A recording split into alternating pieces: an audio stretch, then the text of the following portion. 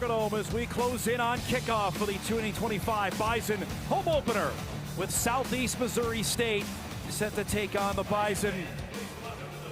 Near capacity crowd here on this Saturday afternoon. We're ready to welcome in the reigning national champions after two dominant wins. A shutout win at the Citadel to open up 2 weeks ago, and then a big-time win over Tennessee State last week in Nashville. See the captains coming out.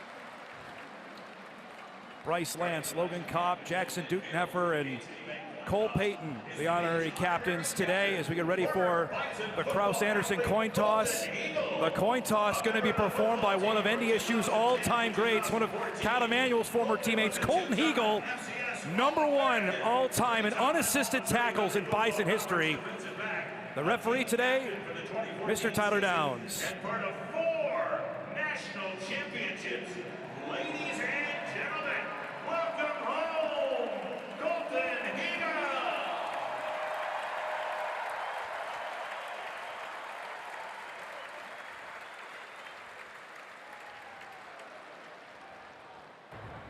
Southeast Missouri State, you are the visitors. What are you going to call? Heads. Heads. Heads has been called. Southeast Missouri State calls heads. Colton is going to flip the coin and let it hit the ground. It is heads. You've won the toss. Defer. Southeast Missouri State has won the toss and elected to defer. You want to receive? Which way you want to kick? You want to kick this way? Let's spin around over here.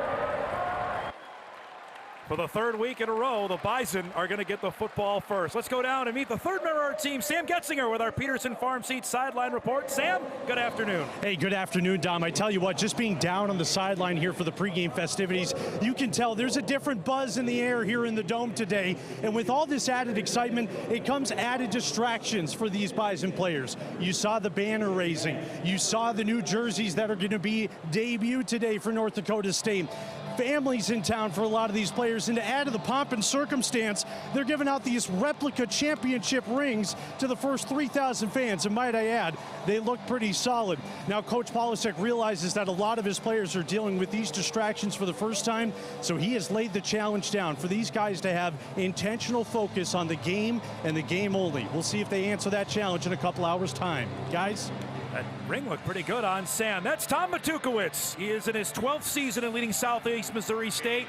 A record of 65 and 64. I visited with him earlier this week. He knows all about NDSU's history. He's a big Pitt State fan. Knows all the great matchups between the Gorillas and the Bison back in the early 90s. Tim Polasek in his second year in leading North Dakota State. A mark of 16-2. Undefeated at home. And ready for this Bison team to open up the 2025 home schedule, much like they did with two dominant wins on the road.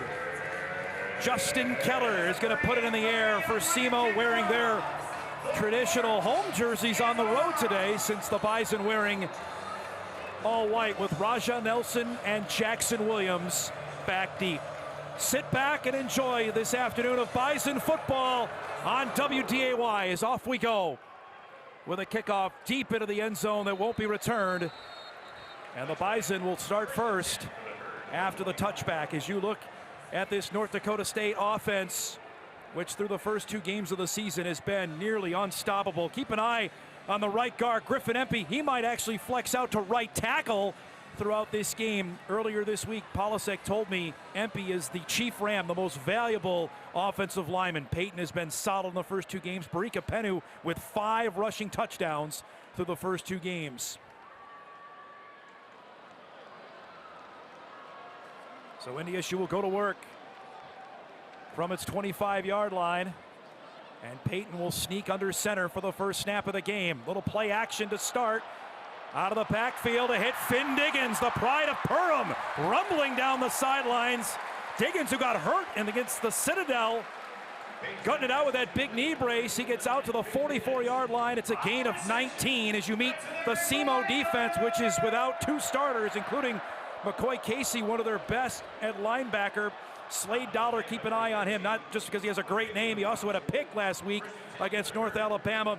Landon Sylvie is the leading tackler for the Redhawks in the backfield. Out of that safety spot. on a first down. Maybe some miscommunication here on a broken play. Payton takes a hit, stays on his feet. Look at this. He's going to somehow get yardage out of this play. That was a broken play altogether, Kyle. Yeah, absolutely. I mean, it's clearly a miscommunication between him and Barica. You see Barica goes one way, Payton goes the other. Now it's just backyard football. And this was dead in the water. You're thinking 6-7 yard loss here, and Cole Payton finds a way to pick up 2 or 3 on first down. I mean, this is what he's been able to do. Now, it hasn't been a ton of broken plays like this, but we saw, especially in that first game that we called down against the Citadel, making right decisions, scrambling around when he needed to. Not always like that, but you see the athletic ability from the big quarterback. Well, you saw one of the defensive linemen literally bounce off of him at 6'3", 238. That's what the quarterback position provides for the Bison. Somehow Payton got 3 on 2nd and 7. They'll swing to the outside. That one is hauled in by Logan Conklin.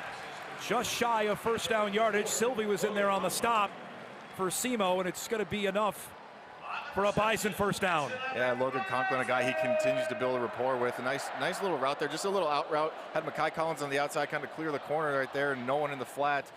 And two good throws to start this day for Cole Payton. Payton has been efficient, 23 of 32 coming in. Completion percentage of 72% in the first 2 games for NDSU as they go to work from the Simo 46. The toss to Barica Penu. Cuts back inside. Penu with some green grass in front of him. Quick block down the field. Finally wrestled down all the way to the Simo 15. It's a gain of 31. Well, this is going to be the challenge for this Simo defense, giving up over 200 yards on the ground through their first 2 games. And look, this was something that Coach Polisek called out after their first game. We want to get more on the edge. There was a lot of, inside zones, duos right up the middle. He wanted to get to the edge a little bit, and that was perfectly designed. Their little G scheme, nice kickouts there from that big offensive line, and Barica Penu does the rest. Bison into the red zone for the first time as they'll go to work from the Red Hawk 15-yard line. Payton flushes out to the end zone. That's caught. Touchdown, Nelson. 3 for 3 for Raja Nelson.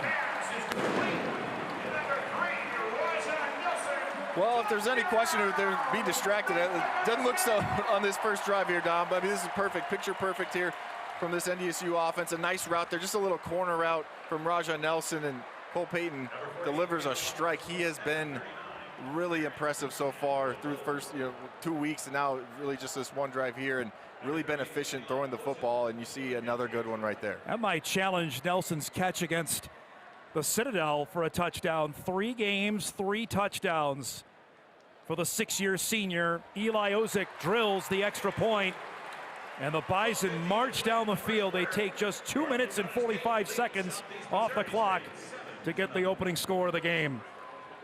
Probably ranked that. I'll go number 2 for Raja. I think his one in the opener was a little bit better, but still, I mean, he continues to just be a weapon, absolute weapon for this team. And how happy are they that he is back for 2025? Boy, that was efficient, Kyle. Even the broken play ended up getting NDSU positive yardage. I like the start of it. I did. I mean, NDSU traditionally, like, you run the ball. They run the ball a lot, especially that first play, a little play action.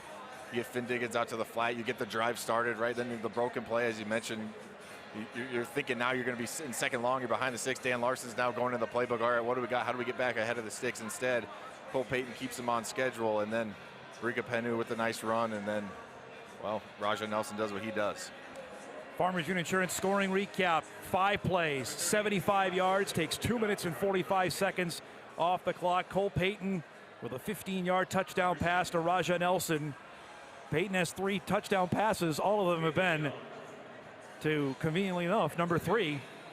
Remember last year, he played 8 games, and all of them were the meaningful football games. He dealt with a really serious groin injury, and it was purposeful how he played last year when the games he played in, and he's been a huge impact here as Ozick will boom another one through the back of the end zone, as we'll get to see the Simo offense for the first time. And they are led by a literal giant. You can see he dwarfs over the rest of his team. That's Jax Leatherwood, the quarterback of Southeast Missouri State, all of 6'8", 253 pounds, transferred in from San Diego Mesa Community College. He'll be handing the ball. Keep an eye on number 22, Payton Brown, one of the top running backs in the Ohio Valley Conference. His younger brother Preston is a true freshman quarterback here on the Bison football roster. Simo will go to work from its 25-yard line. Leatherwood comes in, completion percentage at 68%. Ohio Valley reigning player of the week as they'll keep it on the ground on first down. Rubel got the first carry of the game for the Redhawks, tackled by Staling as we introduce you to the Bison defense, who didn't allow their first point of the season till the 6-minute mark last week in the fourth quarter against Tennessee State. Donovan Woolen with a pick six last week, a tackle for loss. He was sensational to win against Tennessee State. And the defensive backs, we haven't called their name much. Figure that will change today. Leatherwood on second down, just gets rid of it, incomplete. He was trying to go over the middle. The hit for Rubel there, and it's going to bring up third down. Oh, and they empty it out right here on second down. They empty it. Anytime you do that, you're going to have less guys. When the team or when the defense brings pressure, you see Logan Kopp come there off the edge. Absolutely no one to block him, and you're going to see most likely a lot of that. At least in the game I watched, Jax Leatherwood running around for his life. They've struggled to protect him, giving up 7 sacks so far already just through 2 games. This Bison defensive line has been active. Toby Anene got his first sack last week against Tennessee State. On third down, Leatherwood, he can move for a big man. Going to try to get to that first down. He's going to be met, though. Staling and Crumby in there on the tackle, and it's going to be fourth down. Now, this will be an interesting decision here for Tom Matukowicz. You see Leatherwood now. He's not necessarily a runner. They're going to go quick here. Yep. Maybe run a quarterback sneak. They'll try to do that. I don't know if he got there. Initial. Now they are going to say he got enough for the first down. Again, it's 6'8". You just got to get that nose of the football ahead. And Leatherwood did that for a first down. Well, and I actually like the call. I know, look, it's risky, without a doubt. You're risking going down 14-0 really quickly if you don't get that. But this has to, for Coach Matukowicz, you got to feel like this is a game we have to score. We have to keep up with this Bison offense. Anytime you get in fourth and short, they might be rolling with it. Rubel lined up next to Leatherwood on first down, over the middle, wide open on the slant. An opportunity to break free. Calvin Gilbert in for a touchdown. And how about that start for Simo? 65 yards. There's a penalty flag back at the 15-yard line. And that came really late, way downfield. I would doubt that this would be something to bring it back. It almost seemed after the play, right? Like a sideline warning or something. But hey, how about this throw from Jackson Leatherwood? I mean, what a start. We talked about it. Like, this was going to be the best passing attack they've seen through 2 games, and this secondary was going to get tested. And you see right there, just right in between the 2 safeties, just no one in the middle field. We'll get the call here. There is no foul for sideline interference. The touchdown counts.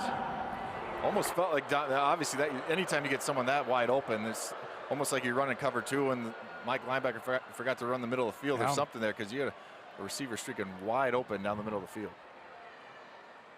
Gilbert had just 2 receptions coming in, transferred in from Independence Community College, and offers a big response for Simo as Keller in for the extra point,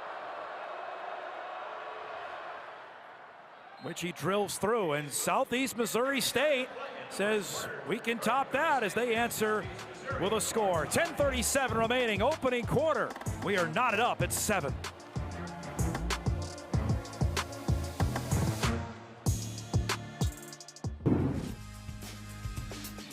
Bison football is brought to you by Shields, a proud partner of Bison Athletics. Southeast Missouri State answers right back. 5 plays, 75 yards. They only need 1:38.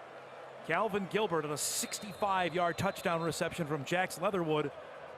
And we are knotted up at 7. So each team throwing some punches here to start. Keller will boot this one again. This will go over the head of Williams for another touchback, and the Bison will start at their 25-yard line.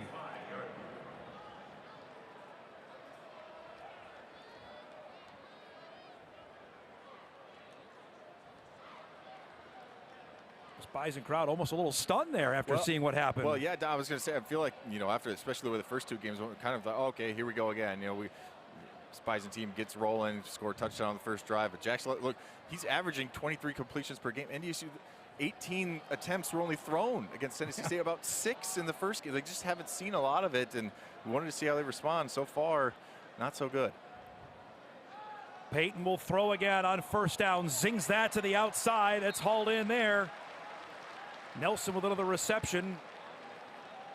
Brought down to the play by Angel Munoz. Well, and this is just an absolute laser. I mean, he had 2 defenders in the area, but once again, Cole Payton showing off that arm, showing that he can throw the ball. A good look right there of his arm strength when he has the ability to show it off. There's a gain of 4, brings it out to the 29 as Nelson goes in motion. Now lines up next to Payton, and he'll take it here. Saw this during fall camp and met immediately. Landon Sylvie out of that safety spot, joined by LaTravion Thompson for a TFL. Oh, this is a phenomenal play by Landon Sylvie. Really a couple different Red Hawk defenders able to get to the ball here. You watch him trigger right there on the left side of your screen. 34 just comes completely untouched. And that's what you want out of a tackling safety. A guy, we just talked about Colton Hegel. He was a guy that did the same thing. Sylvie from his safety position comes up with a big time play. Loss of 2 makes it a 3rd down and 8 for North Dakota State from its own 27-yard line. 5.5 minutes gone in the opening quarter. Payton will throw again. Look at the time. Waiting over the middle. Incomplete. Good coverage down the field. That was broken up on the play.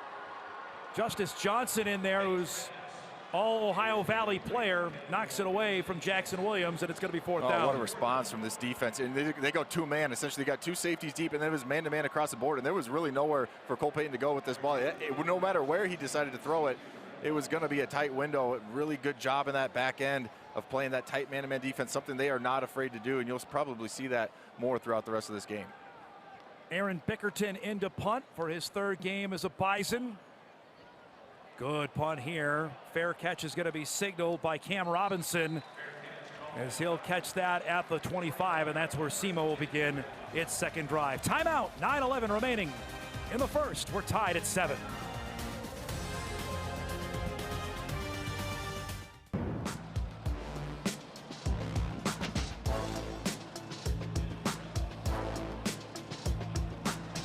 Bison football is brought to you by Sanford Health. We deliver exceptional health care, here for all, here for good. Sanford Health. Out of the timeout. Simo back to work at its 25-yard line. Should have got our first Western Bank and Trust down in distance. Leatherwood zings this one. That hauled in on the reception. Donnie Cheers picks up his first reception. Wrapped up there by Duffy. I mean, it gets out of his hand quickly, Kyle. Yeah, and that's what he does a really good job of understanding. You know, they have some struggles along the offensive line. He does a really good job of getting the ball out of his hand. Gain of 6. It's 2nd down and 4. Here's Payton Brown with his first carry. Got slowed up. Initially hit in the backfield. Looked like Duteneffer was the one to finish him off. Looked like Crumbie was the first one to get through. Yeah, good job there by Crumbie coming up and slowing him down. And one thing we didn't even really talk about a ton is this Red Hawk offense. They will use a lot of tempo. They'll go quick. We saw it on that quarterback sneak on 4th down, which they picked up, which obviously was a huge play, led to a touchdown. But that can cause some communication issues. Haven't seen a ton of it yet, but don't be surprised if they get things rolling to see this offense start going really quickly. No gain in the play, makes it a 3rd down and 4. Leatherwood tries to keep it and fakes it, incomplete. He's trying to go out of the backfield. Hit his tight end and Jamario Chisholm, but it's incomplete, and it's going to be 4th down. Well, and I like the idea here from this Red Hawk offense. Look, we know Leatherwood not a huge runner, but you can see Chisholm, he's more of a blocking tight end. You'll see him a lot line up right behind the offensive line. They'll put him in motion. He'll cut across the formation on run plays. Not a big receiver for them, really built more like an offensive lineman. So you sneak him out of the flat, you had a chance there. Just unfortunately a little bit too hot for him to come up with. Ryan Kingston, Eastern Michigan transfer, is back to punt it. Standing at his 16-yard line, Jackson Williams, All-Valley returner a year ago at the 29-yard line of NDSU. Line drive kick, good one too. Drives Williams all the way back to the 20-yard line as he fair catches, and that's where the Bison will begin their 3rd possession before they come out on offense. A word from the Bank of North Dakota. Bank of North Dakota wants you to be confident with your student loan decisions. Before applying for a Federal Plus or private student loan, compare all of the benefits and terms with B&D's student loans. Visit bnd.nd.gov/confident. Seemed like the Bison D got their feet underneath them on that series. Yeah, I mean, anytime, I mean, a little bit of shock. You said it. You could feel it in this Fargo. A little bit of shock when you give up a big play like that, especially when you haven't given up a touchdown all year. And now both teams had the ball 2 times, 1 touchdown and 1 stop. Feeling out process likely done as the Bison go to work from the 21-yard line. Is Penu off the left side. Boy, that second effort there got him out to the 25-yard line before he's wrapped up by Sylvie. Well, and we highlighted this on the pregame show as well. I know this is just a 2-3 yard gain, but it feels like these running backs just find a way to fall forward more often than not. But I mean, it's 4 yards, but if you're this Red Hawk deep, that's what it's got to be. It's got to be more 3-4 yard runs instead of that big one we saw early from Barika Penu. That's kind of where they struggle. They've had times where they come up with TFLs, but they're also prone to give up the big play. Conklin and Bryce Lance to the bottom of your screen. He's looking that way as Payton with a nice block from Logan Conklin to Bryce Lance, who shakes off a tackle. Down the sidelines goes Bryce Lance. No one's going to catch him. Touchdown!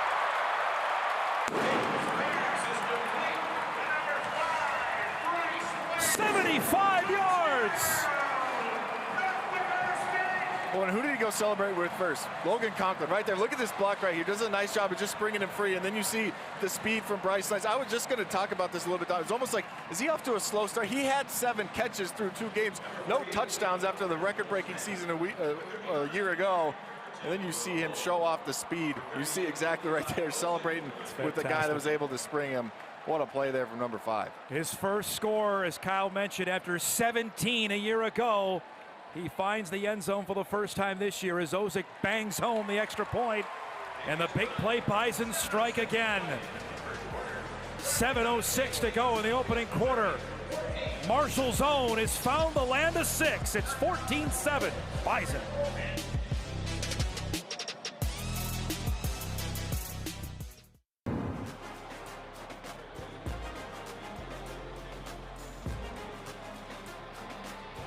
Going back and taking another look at this big touchdown for Bryce Lance. Look, it's 2-on-2 right here. You see that block. It's just enough, just a little bit from Logan Conklin there, and then Bryce Lance does the rest. As a corner, you got to find a way to turn that back to your buddy.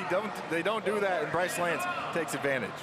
Farmers Union Insurance scoring recap, 2 plays, 79 yards, all of 46 seconds for Bryce Lance's 18th career receiving touchdown. He's moving up the all-time list there to make this a 14-7 North Dakota State lead. It's funny you were mentioning that because I've had fans ask me, what's going on with Bryce Lance? Well, Bryce has caught plenty of balls, just haven't been able to get loose. And he did there for his first score of the year. This will be returned from the 5-yard line by Rubel, bouncing to his own man as he gets out to the 23-yard line. Let's go down to Sam, who has more on Logan Conklin. Yeah, with Logan Conklin now stepping into a bigger role with the absence of senior wide receiver Chris Harris, offensive coordinator Dan Larson told us that he has been one of the most improved players all throughout fall camp and throughout the start of the season. His numbers have not been the thing that have impressed the coaching staff. It's his blocking ability and his speed, and we saw that on full display on that Bryce Lance touchdown. And oh, by the way, last time he played in the Fargodome, it was a 2-touchdown performance in the Dakota Bowl in 2023. Thanks, Sam, for that Peterson Farm Seeds sideline report. On first down, Simo will keep it on the ground. First carry for Brandon Epton on the day as he charges forward out to the 26. I know you'll remember that game. The day after that, Conklin got a walk-on offer from NDSU, and he accepted it after that performance. Well, yeah, he was, I don't want to say he was the sole reason, but he was a big part of the reason they came back and won that ball game. Hurry up offense from the Redhawks. The toss to Epton here, immediately met and driven down. And guess who? That's Donovan Woolen.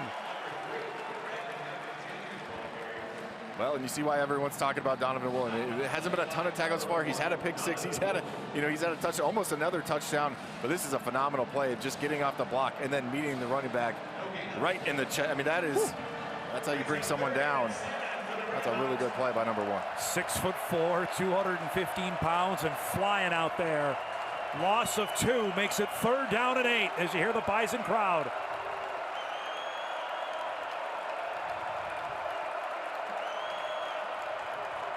Bison going to bring the house. Leatherwood, down he goes for a sack off the edge.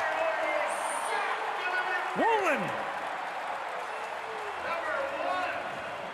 Back-to-back plays by Donovan Woolen, and I thought I got to put this on Jack Leatherwood as a quarterback. He tries to disguise, or the NDSU tries to disguise this. Donovan Woolen's lined up there before the play starts, and no one touches him. It wasn't like they got completely confused or they think they're rolling something down and you missed it. Woolen's lined up there. You got to be able to point that out. Or as Leatherwood, you have to know as a quarterback, I'm hot off number one. If no one touches him, I got to get this ball out of my hands. He doesn't, and Woolen gets the sack. Just see the speed of the guy coming off the edge there. This not a good kick by Kingston off the side of his foot. That's going to bounce out of bounds. It looked like at about the 46. They're going to mark that even further than that. They mark it out of bounds at the 44-yard line of Simo is where the Bison will get the ball. That was a constant theme of last week's game of great field position the Bison had at Tennessee State. Well, it really was. I mean, in that first half, I don't know if the stats were jaw-dropping by any means. It was because after that first drive, every single one of them started at midfield or better for NDSU, and you're going to get another really good look here with great field position to start this drive. So they actually move the ball back. Still Also on the Simo, on the Simo side of the field to the 48-yard line is where NDSU will open its fourth possession already of the quarter with 5:06 to go in the opening frame. Penu off the left side. Barica explodes. Penu still on his feet. Shoestring tackle by Amari Townsend. That prevented a touchdown. Well, anytime you run this outside zone, you see these defensive linemen. You see how much they're going east and west and not north and south. No one's setting an edge. You have to set a post as a defense. You can see it from up here down. Anytime you see defensive linemen running sideways on a zone running scheme like that, especially the outside, you're going to create a cutback lane for the running back.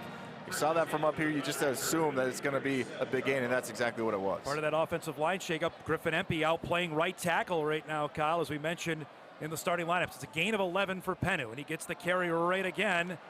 He'll go right up the gut for he's tripped up there. Looks like Slade Dollar was in there on the tackle. As he gets out to the 34.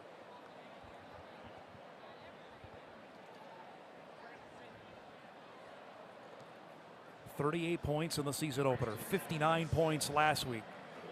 Bison offense has had little resistance outside of maybe the first couple drives in Charleston. That was because of pouring rain. As DJ Scott checks into the lineup for the first time, and he'll get the ball on second down. Makes a nice cut there.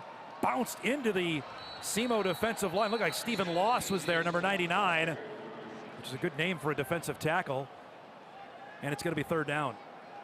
Yeah, and give the Simo defense a lot of credit here. We just saw it try to go outside, and then they set a better edge right there, and you get multiple guys there. And this had the makings, Dom, of a not a tush push, but you get the huddle there, and they get everything moving forward for another 5-6 yards. They didn't let that happen. And a good job of standing up and creating a third down. Bison are so far just 0 for 1 on third downs with a 3rd down and 5 here. Got to get to the Simo 27. Payton zings that one. Incomplete. Knocked away from Bryce Lance. Nicely defended on the outside by Adrian Patterson. And it's going to be 4th down. Yeah, Bryce Lance is going to say that's on him. We'll take a look at this. I think Patterson kind of got a hand on his arm or on his elbow or did something to at least throw Bryce Lance off. This is going to be a really good look at it. You see just a comeback route there, and he has a chance. Now that's probably one Bryce Lance is going to say he should have came up with. Eli Ozick to attempt. This is going to be a 50-yard attempt from Ozick. Last year he made one from 54. Spot down, kick up. It's long enough, but it is no good. Wide to the left. And this score will remain at 7-7 with 2:52 to go here in this first quarter. Certainly had the length, but that's a win for the Simo defense there. Absolutely, Don. We were just talking about the field position. I mean, NDSU started in their territory, in the Red Hawk territory, failed to get anything going, and this is exactly what you want to do if you're Southeast Missouri State. You're an underdog in this game. You got a big score on that first drive. You just want to hang around.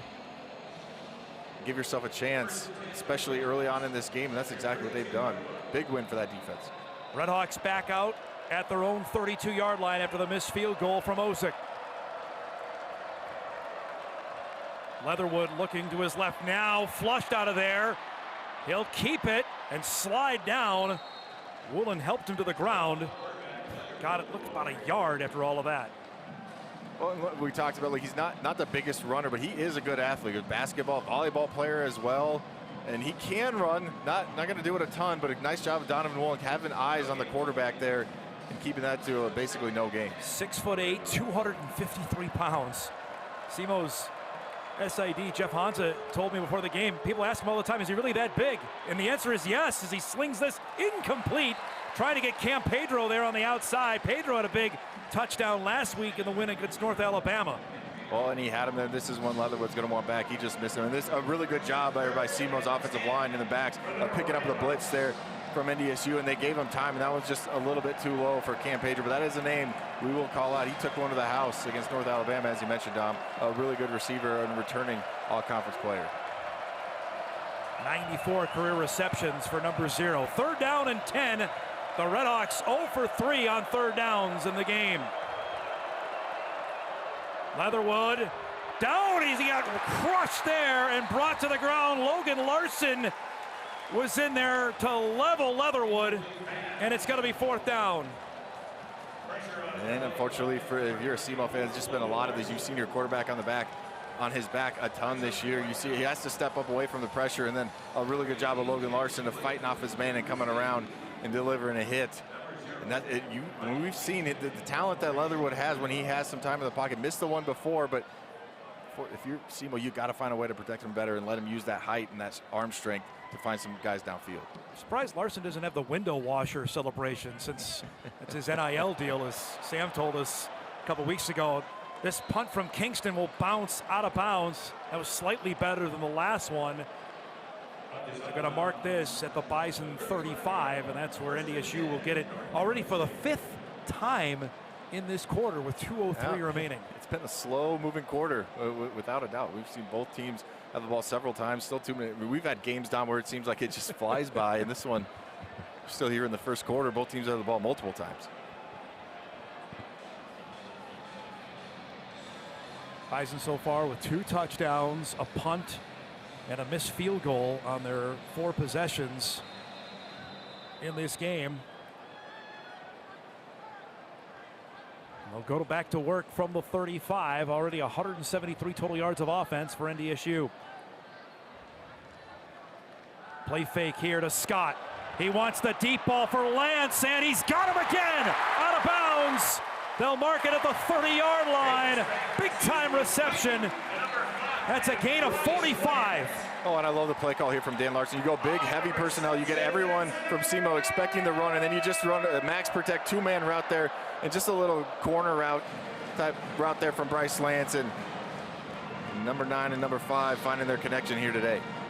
Polasek said earlier this week, we want to stretch things out. We have not done that yet. We have not tested Cole Payton to show him throwing the deep ball, and they've done that here a couple times so far. Officially marked at the 31 is Payton. Delay here, and he'll keep it.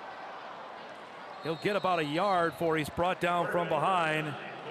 Trey Lisley in there on the stop for Simo. When he's trying to hit a quick little slant route, it looked like to his right. You can see right here, takes a peek, doesn't like it, sees that little hole right there. Not a ton doing though there. Good job by Simo of rallying to the football.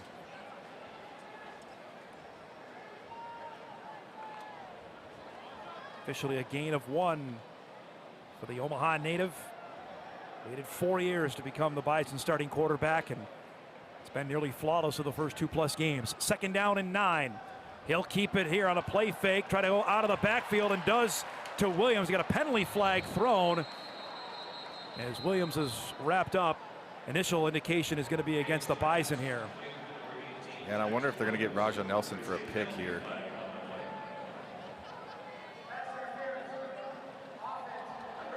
Exactly right, Kyle. Right on the game already. Just looking from where he was and where Jackson Williams was coming across there, and then where the flag came from. You're going to see it right here.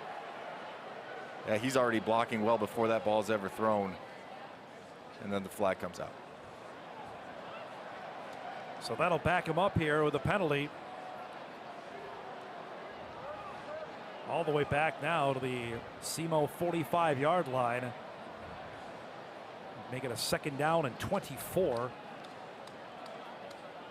Already a big start for Bryce Lance. Over 100 yards, 2 receptions for 109. Of course, that 75-yard touchdown. 2nd and 24. Owen Johnson now lined up next to Payton in the backfield. And Payton will take this himself, and he's got the wheels. We know that. Down the sidelines, he's got a 1st down and pushed out of bounds. Boy, what a luxury that is to have that weapon.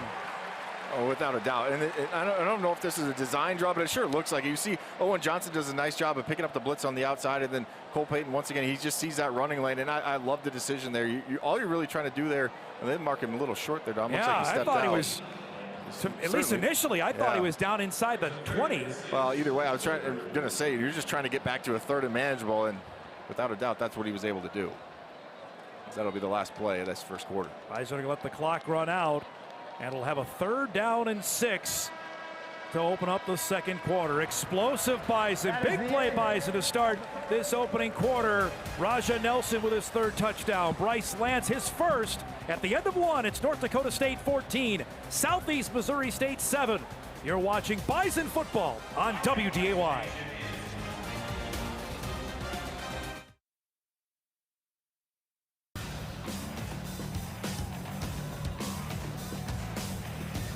Bison football is brought to you by Shields. Be sure to stop by Shields for all your hunting needs this fall.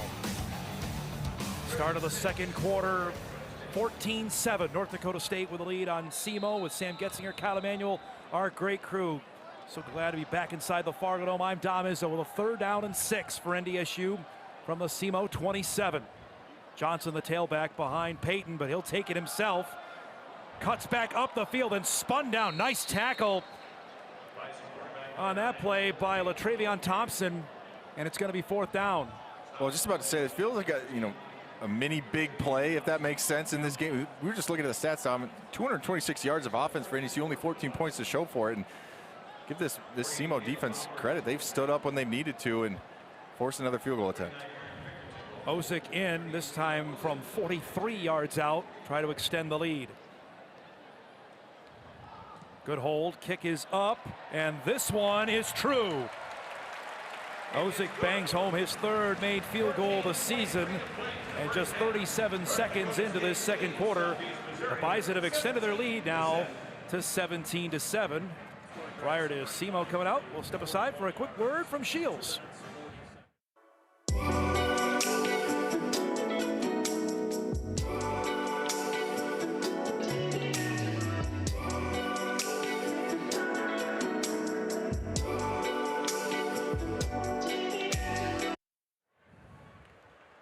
So the Bison able to add on to their lead here. The Farmers Union Insurance scoring recap. They go 5 plays, 41 yards. They take 2 minutes and 40 seconds off the clock. Eli Ozick with his 3rd made field goal of the season. This one from 43 yards out. And it's 17-7. I call that another win, frankly, for the Simo defense. Without a doubt. Coach Matukowicz, he'll take that. Again, you hold him to a field goal, that's back-to-back field goal attempts. One goes in, one misses, and they just, if you're Southeast Missouri State, you just feel like we just got to get our quarterback some time, maybe get the running game going just a little bit to try and help him out in that pass rush. So far, Simo with 5 rushing yards in 1 quarter. Another touchback coming from Ozick. Simo was picked 3rd in the preseason poll. The combination of the Big South OVC at North Dakota State just saw a team from that league last week in Tennessee State. Made the postseason last year, lost to Illinois State. 2 years prior to that, they won the league, lost in Missoula. I was talking with Matukowicz about this earlier this week. We've had the success, we just haven't had playoff success yet. We've made it, just not have been able to advance. Oh, they made it, and they gave it their all. They threw the ball 85 times in that game. I had to go back and double check that stat to make sure it was correct. They're not afraid. 8 turnovers in that game as well. 5 interceptions. Against Illinois State. Leatherwood Throwing it again, looking for the deep ball. That one hauled in on the reception. Cheers got it. They're going to say incomplete, though. Didn't come down in bounds with it. Well, but this is what I'm talking about with Jackson Leatherwood and his ability to throw the ball. I mean, this is put exactly where it needs to be. It's one-on-one. You put this on the back shoulder. Let's take another look at, because yeah, he has it initially. Ooh. Guessing right there when we lose sight of it, he just loses the ball and doesn't complete the catch. But this ball is put exactly where it needs to be. You can see right there it starts to move. Not sure what else Ryan Jones is supposed to do on that play. 2nd down and 10. Leatherwood now 2 of 7 for 71 yards. Hit a little bubble screen. This time going to be wrapped up. Gilbert on the reception. Crumby brought him down. Well, and this play looked like it had legs to it, Dom. I mean, NDSU brings a blitz. You only got one high safety. If Crumby misses this tackle, or complete, I mean, it looked like there was something there potentially. This is a really good job of coming up one-on-one and making a big-time tackle. As you can see, there was an opportunity there. Good job by McCaslin and others hustling to the ball just in case he missed it. Gain of 2 makes it another 3rd down. Simo yet to convert. 0 of 4 on 3rd downs. You look at our First Western Bank and Trust down and distance. They'll hand it off this time to Payton Brown, who gets a couple out to the 29-yard line. For Givens was able to stop him, and it's going to be 4th down. Well, they're just trying to catch NDSU off guard. We just talked about how much they like to throw the football and how much they've been doing it. And obviously their biggest play has been through the air, trying to catch them off guard. But nice job by Darius Givens right there, understanding, recognizing the play, not getting too far upfield and coming up with the tackle. Almost felt like if they get a little bit more, that might have been 4-down territory, but they'll line up and punt it away. Kingston in for his 3rd punt of the game. This one much better than the last 2. Williams going to let this one roll, and this is going to get a nice roll for Simo as they'll down this inside the Bison 15. Finally at the 14-yard line is where NDSU will take over. 12:46 remaining in the first half. Bison offense coming back out, leading 17-7.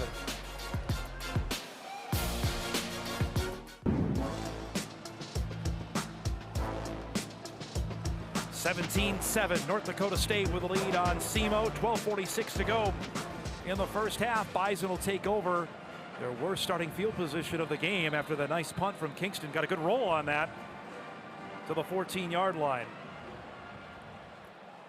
Pennu back in at tailback.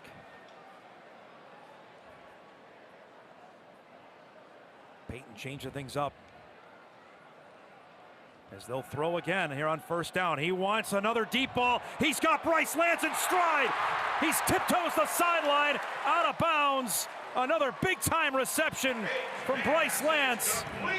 They'll mark him out of the 38-yard line. Oh, really good job of changing the play at the line of scrimmage. Probably checked into this pass or just saw something in the secondary and said, saw it before the play, Dom. Bryce Lance one-on-one at the bottom of your screen, and probably going to like that matchup more times than not. And you talked about it. Coach Polisic wanted to push the ball downfield, and they've certainly done that today with Bryce Lance well over 100 yards and just a handful of catches.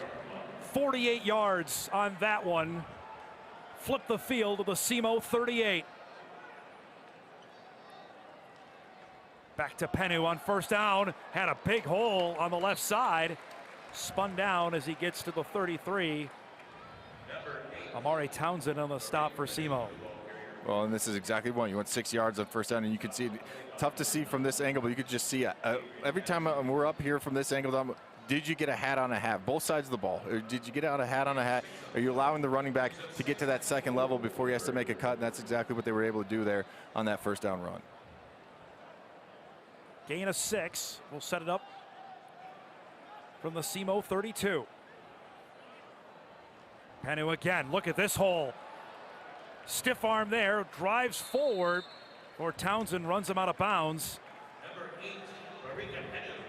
Looks like just at the 1st down marker. You say it's good enough for a 1st down. And I think that's just a numbers game. You had 3 receivers to the right side. You had 4 or 5 Simo defenders over there, and just Cole Payton probably saw that and said, hey, we're going to take our chances here. And Barika Pennu able to get to the edge and move the chains.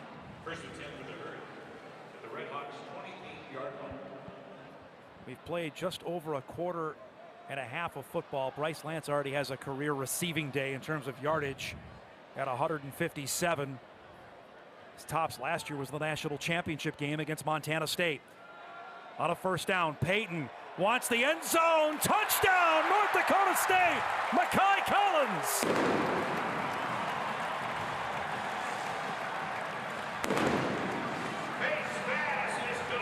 Second game in a row for a touchdown for the Mankato native. Yeah, perfectly designed here. You can't see here, but Bryce Lance is going to come in and basically pull the safety off, and then you just got, it's basically just a switch route. At the top of the route, you're going to see Makai Collins go from the inside to the outside. Bryce Lance cuts in.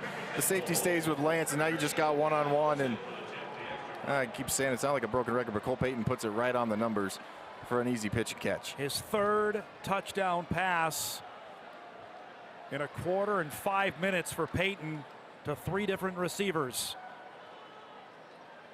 Ozick in for the extra point and drills that. And with 10:37 to go in the first half, the Bison have struck again. This time it's Cole Payton, 28 yards to Makai Collins. It's 24-7 Bison.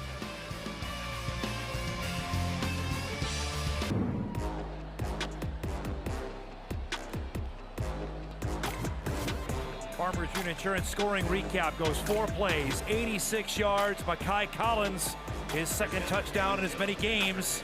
28 yards from Cole Payton. They take 2:09 off the clock. And it's a 24-7 Bison lead.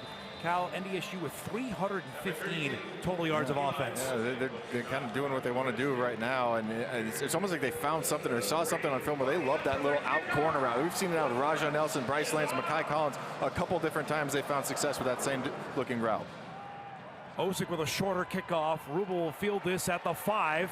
Looking for a Seaman, immediately brought down on the tackle. Keegan Huber flying in there, filled us off by Will Stile on the tackle. Boy, Stile's been flying out there on special teams this year. Oh yeah, they really have, and you can tell that this seems like a concerted effort to, hey, we want to get our kickoff team some reps. You know, Eli Ozick has the power to put it through the end zone when he wants to, but we got guys flying around like that.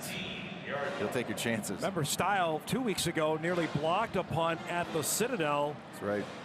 A man out of Rocori High School in Minnesota who played last year as a true freshman, continuing to make an impact on special teams. Simo deep in its own position here, its own 19-yard line, trailing by 17. Leatherwood, he'll take this himself and then brought down. Anene just got a hand on him to bring him down. Yeah, and this is what we talked about before. I think you're going to see this about as fast as they can go now with the Simo offense, with the score that's the way it is. Want to try and get a couple before halftime, get yourself back in this ball game.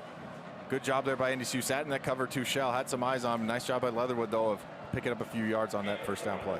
Keep an eye on the edge of that defensive line. Matthew Stenbrotten in, redshirt freshman defensive end, who back healthy and getting some reps. Number 49 is Leatherwood will sling this. That's incomplete. Trying to hit Cheers. And it's going to be 3rd down as Woolen again was in the area. Yeah, Woolen is right there, but then again, this is Cheers. He's going to say that's kind of back-to-back. Now, the other one was a little bit more difficult, but it's back-to-back. Oh, and that one was tipped. Yeah, Donovan got a piece of that. Without a doubt, yeah, Woolen threw that one off. Otherwise, Cheers, it looked like he had some room. Nice job by Woolen getting his hands up and deflecting it. All over the field so long, far. Athletic, yeah. That's why they like the way he can move around and do different things on this defense. Crowd roaring here on a 3rd down. You see Simo so far on 3rd downs, yet to pick one up.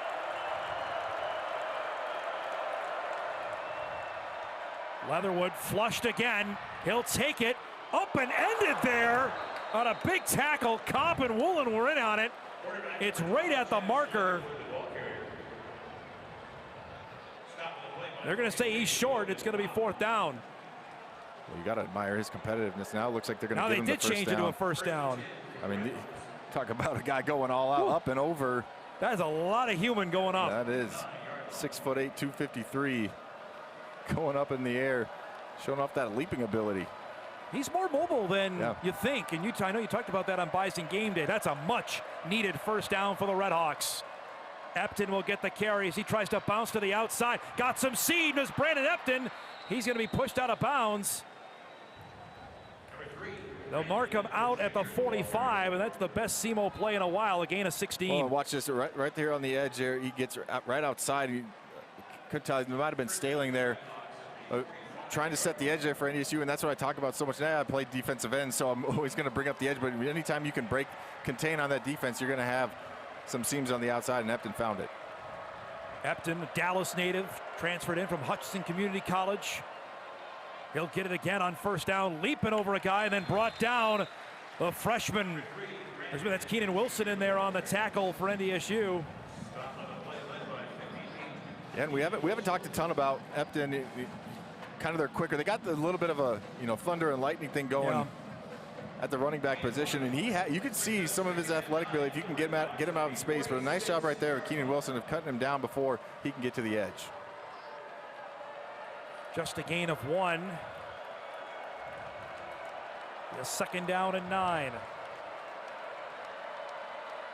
Clock running with nearly 8 minutes to go in the first half.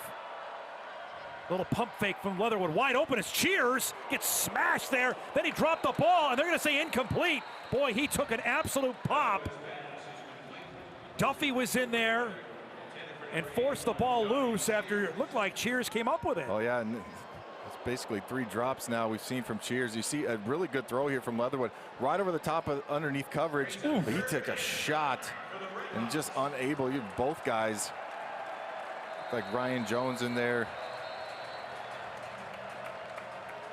Yeah, Duffy and Jones, he took an absolute shot. That's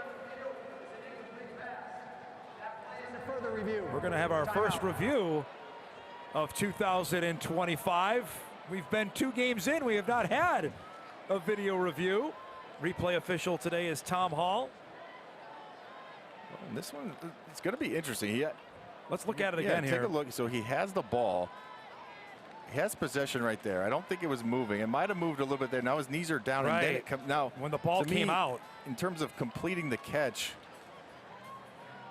I would say this one's going to be upheld, which also is a different ruling. We haven't been able to talk about that, Dom, because no more confirmed or stands. Correct. It's just upheld or reversed.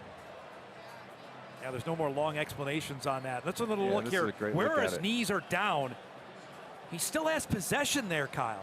And this is in slow-mo. It's like it feels like it's a catch, and that would not be a fumble, obviously, because both of his knees are down. This is going to be an interesting one. There's still that whole, verbiage though around of completing a catch, and that's where I don't know if you can make the argument that he did.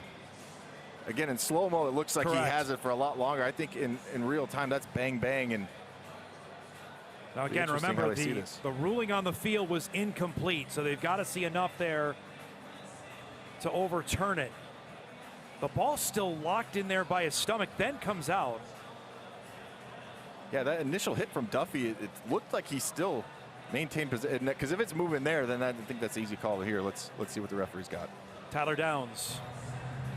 After review, the ruling on the field is upheld. Incomplete pass. 3rd down. Must not have seen it there to you to complete the process of what you mentioned.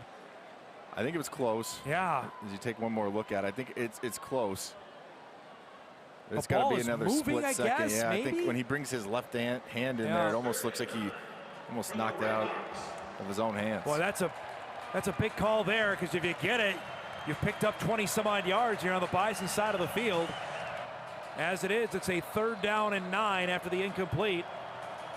And as you mentioned, that's another drop on Cheers. He's had a couple so far in the game. From the Simo 46. Leatherwood waiting, will dump this off. That's complete to Pedro. He just slinks in there and is able to pick up a big first down as he gets to the Bison 34. Picked up 20 yards. Well, this is a direct effect of his ability to scramble, because you can see the linebacker, as soon as he starts to run, because we haven't seen this a ton. We haven't really scrambled to throw yet. It's mostly been scrambled to run. As soon as he starts to scramble, I think it was Logan Kopp kind of triggered on it, left his zone coverage, and it left a hole there for Pedro. Big conversion there for Simo as they pick up a second 3rd down conversion of the game. Brown off the left side, met by a cavalcade of Bison there. Like Elijah Wayne was the first one in. And Logan Larson finishing off there as well. I do like the balance here, though, from John Holt. We're not going to abandon the running game yet. It's too early in this ball game. We get a touchdown here. It's just a 2-possession game. Continue to try to run the football, and they've had a little success. I mean, you see right there, 3-4 yards on first down. That's going to keep the defense honest, where you're not just sitting back there, you're sitting duck as a quarterback. Continue to run the football as this game goes on. Frankly, for his defense, they need to be able to do that. They've been out there a ton in this first half. It's a gain of 4, clock running with 6:40 to go in the first half. On 2nd and 6, Leatherwood to the outside, hauled in by his tight end, Andrew Sivvy, and then immediately brought down. Duffy in there on the stop.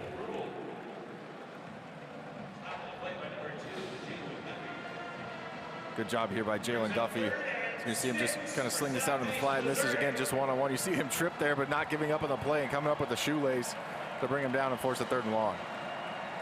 Duffy, who started 12 games a year ago, talked with him during fall camp, said, nothing's going to be any harder than what I did in game 1. Yeah. He faced Travis Hunter, who won the Heisman Trophy winner, the #2 pick in this spring's NFL draft. It's a 3rd down and 6 for Simo.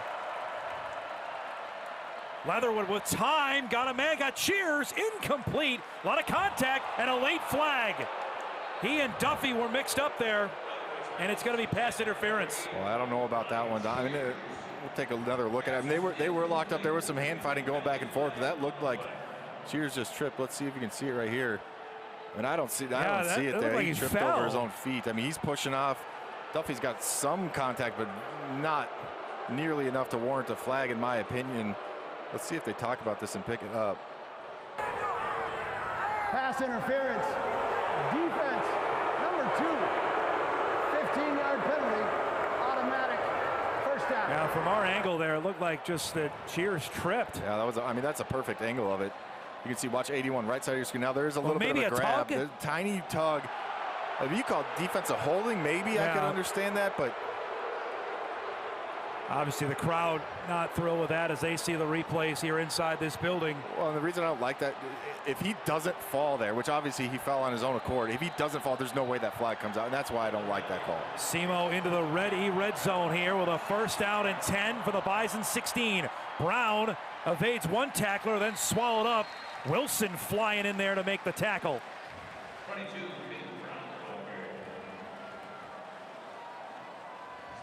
Brown at a dynamite freshman campaign for the Redhawks. We mentioned off the top his younger brother Preston signed with NDSU, is dressed today. What a moment for that family out of Hillsboro, Missouri. Officially, they'll say he got 1. It's a 2nd down and 9. Leatherwood wants to go to the outside. Pedro's there. Bounces off a guy and will scoot down. They're going to mark him out at the 7.5-yard line. It's going to be 3rd down. Well, this is a great play action here from Leatherwood. He rides right there, and then you see just no one in the flat there for Cam Pedro. Nice job of rallying to the ball, but there was absolutely no one in the flat for NDSU. 3rd down, and then before the ball was snapped, they got a timeout taken by Tim Polasek at NDSU. Timeout, North Dakota State, their first of the half. Looked like they were trying to do their own version of a tush-push there, and that is impressive with a 6'8" guy that you got as quarterback. That's right. I mean, if you have 6'8", especially you can just go over the top and you have that amount of length.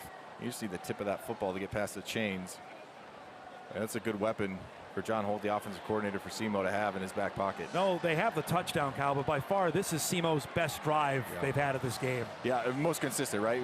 I mean, we were looking at the stats after the first quarter, and they had about 70-some yards, and 65 of them, I think, came on the touchdown pass. So, yes, in terms of, again, balance. I talked about that a lot coming into this game. You got to be able to find balance, and it wasn't really there rushing the football.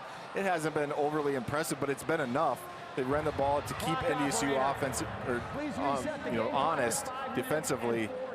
Done a nice job of bringing guys in motion, pulling offensive linemen around. A lot of zone scheme in the film that I was watching. Kind of switched some things up. At least have found some type of balance offensively and take some pressure off of Leatherwood.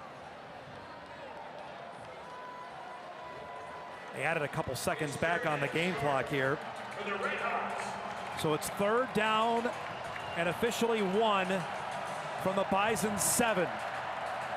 Brown is the deep back. Robinson and Pedro lined up outside as Pedro goes in motion. They'll fake it to him. Leatherwood, look at the green grass here for Leatherwood, and then he's stopped. He's got the first down. Shadimi Alfaro able to make the tackle at the 1, but it's a first down for Simo. I would not be surprised if they go really quick here and you're going to see another quarterback sneak. Going to try that exactly.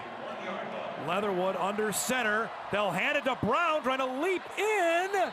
Touchdown, Redhawks. Payton Brown with his first score of the year, and a nice drive from Simo. Huge drive for this Red Hawk offense. Really nice job of bouncing back after the score. Looks like, I mean, again, it looks like NDSU's going to run away from this with this thing, and they just refuse to go away. As you see Brown go up and over, and then on top of guys and tumbles into the end zone. He is the Thunder part of that duo here with him and Brandon Epton Jr. Big time touchdown right before half. 81-yard drive capped off here by the Brown touchdown. Leatherwood doing it with his legs as the extra point from Keller is up and good. 4:38 remaining in the first half. New score now reads North Dakota State 24 and Simo 14.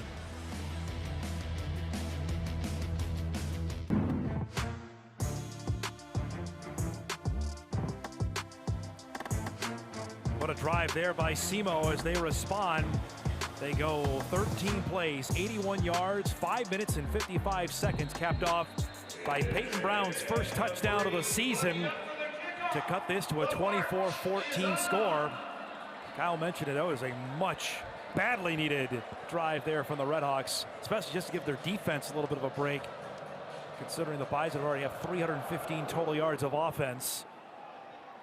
This one will go into the end zone for a touchback. We'll check onto the field with Sam for a Peterson Farm Seed sideline report. Yeah, Tom, you mentioned Payton and Preston, the brothers sharing the field for the first time, really since they were in high school together. I've been observing Preston on the sideline throughout this first half, and he kept it even keel on that last touchdown run by his brother. But other than that, he's been the biggest cheerleader for the Bison defense whenever they tackle his brother.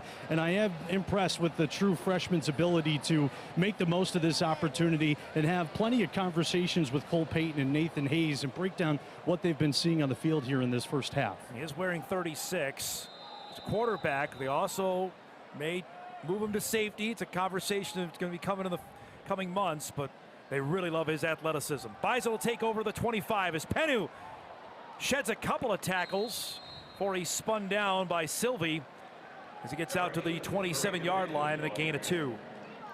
And we're entering that 4-minute mark downward. Yep. Coach Polisic, Tim Polisic, talks so much about, can you win the middle 8? Last 4 of the first half, first 4 of the second half, and trying to just get a drive starter there. Penu does his best to make a couple guys miss, but only able to pick up a few. Payton 8 of 10 for 230 yards and 3 scores. With Lance split out to the bottom of your TV screen. Might be looking that way. This time to the tight end, Diggins with the reception. What a first half for Finn Diggins. He's out of bounds at the 41-yard line, a gain of 14. Well, and this might be his most impressive throw, because you're going to see he takes an absolute shot here right as he's about to deliver the ball. That was your guy, Dollar. Slade Dollar with maybe the best name on the field today, but takes a shot, and Cole Payton still delivers a strike. Diggins was thought to be out maybe for a while after he got injured on that opening series against the Citadel. Put the knee brace on. It's my senior year. I'm not going to miss any games. And he's out here and producing as he has the last couple of games. They'll keep it on the ground on first down off the left side as DJ Scott gets a couple of yards before they mark him down at the 42-yard line. Lost a shoe in the process. Well, and watch 95 Sam Keeper did a double team there and kind of backdoors it, which D-line coaches typically tell you not to do that because you know, it's tough to get back into position, but he does a nice job of just coming straight down the line and slowing down DJ Scott. So he gets his shoe back on as Penu checks in for him. Nelson and Williams to the top of your screen. On a 2nd down and 8. Payton has been nearly perfect here in the first half. He'll keep it on 2nd down. Try to get to the outside. He can get there.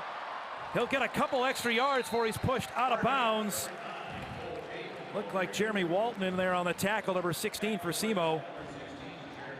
know, kind of crazy he was able to get what Right? he did, because you see both linebackers, and I saw this on film, Dom, a lot of times their linebackers are free in their zone coverage. They're just going to drop kind of to their hash marks. They're going to keep eyes on the quarterback unless they're in some type of man coverage where they have to pick up a back or something like that. So you could see they trigger as soon as Cole Payton takes off, and he's still able to kind of circle around and get a nice game. Simo comes into this game defensively shorthanded, out with 2 starters out. McCoy Casey, one of their linebackers. Jared Pedraza, also another starting linebacker, out with injury, not playing today. It's a 3rd down and 3. Bison have yet to convert on 3rd down. Little bubble screen here to Lance, who's going to try to spin his way forward. They're going to mark him short, though, of the 1st down, and it's going to be 4th and 1. Really nice individual effort here from LaTravion Thompson. Again, anytime someone brings a blitz, you feel like you have a good shot with the screen. Anytime that lines up, and Simo brought the pressure there, but missed a couple blocks, and really nice play there. That'll bring us to the 2-minute timeout. The 1:55 to go in the 1st half. The Bison lead it by 10.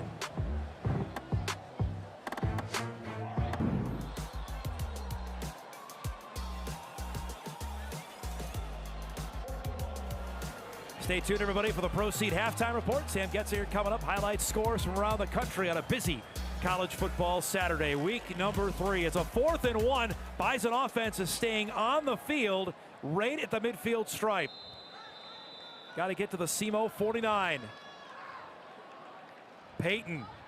More blockers there. Cinches through. He picks up more than he needs as he gets to the 43-yard line before he's brought down by Sylvie, and it's a Bison 1st down. Well, I was about to say that there's no way this ball doesn't end up in the hands of Cole Payton. We saw this so much when Cam Miller was still playing here, and he'd come in, and everyone seemingly knew he was going to carry it, and a lot of times he still found a lot of yards, and he does it right there out of 13 personnel, and a nice job to move the chains. 18 career rushing touchdowns for Payton entering this season. Clock running. Bison have 2 timeouts to work with 90 seconds, and now Payton flushed here. Umpire went down as he throws this one out of bounds and incomplete. First time in really all game he was under pressure.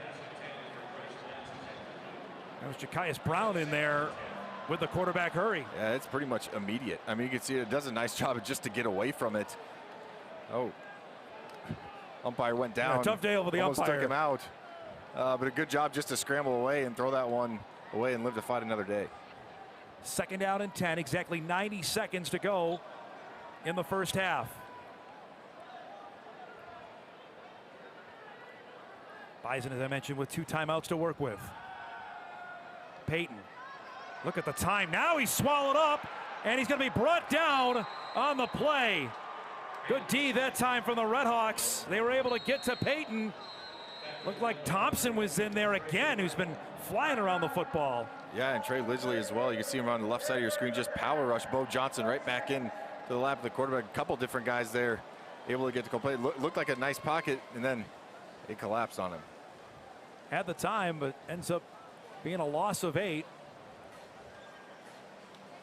Timeout taken here to stop it with 1:18 remaining in the half, and a 3rd down and 18 coming up for NDSU. Yeah, that's got to be a little concern. I believe Simo came to this game with just 2 sacks on the season, and now it's really just been this drive, and then we saw him take a shot there from Slade Dollar as well, but you could see a concerted effort from Simo bringing some pressure right there. I believe they just rushed 4, played coverage behind it, and just put the Bison offensive lineman into the lap of the quarterback.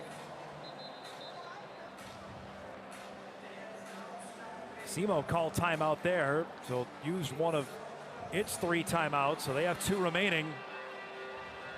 Trying to maybe steal a possession. Remember, Simo gets the ball to start the 2nd half. Bison have got to get to the Red Hawk 33-yard line. It's a 3rd down and 18. 4 wide receivers in the game. Payton flushed here. Waiting for somebody to develop. Goes down the field. That's hauled in on the reception. It's Reese Kessel. He did it again. The big man from Fargo South. He just keeps showing up. I mean, and Cole Payton does a nice job of evading the rush, and you can see he had Kessel there for a second. The window kind of closed, but he was still, I mean, talk about putting on the money, especially with pressure in your face. Unbelievable throw there from Cole Payton. All the way down to the 20-yard line, of the Bison are in business. They'll hand to Pennu on 1st down. Not much running room there off the right side. Immediately swallowed up. Trey Lyle was in there on the stop for the Redhawks. That was a gain of 31 yards on that pass play to Kessel. All of his plays this year have been explosive. All of them. Yeah, I mean, we talked about his ability to stretch the field from that tight end position, and without a doubt, he's shown it here through the first 3 weeks. No gain on the play. 2nd down and 10. Clock running. Bison elected not to use a timeout there. Payton wants the end zone. Incomplete. Was trying to hit Nelson. They got a penalty flag. Throwing it about the 2-yard line. Sylvie with his hands up. Well, to be fair here, Don, I think you now might have had both ways. I don't know if this, I think this is a little uncatchable. Pass interference. Defense, number 34. 15-yard penalty. Automatic. First down. You'll obviously take it if you're NDSU, but I don't know if Raja Nelson is able to run under this regardless. Let's take a look here. I feel that ball is behind him now, yeah. but I think that ball is behind him and too far into the end zone. But I guess you can argue both sides have one they can complain about now. So the ball now spotted at the 5 with Penu in. 30 seconds to go in the half. Payton waits to the end zone. Touchdown, Nelson! North Dakota State scores again. Number 3, Raja Nelson. Touchdown! North Dakota State. 4th passing touchdown of the half for Cole Payton. This is a great view. Watch him just flip this over the head. I believe that's Robert Dover.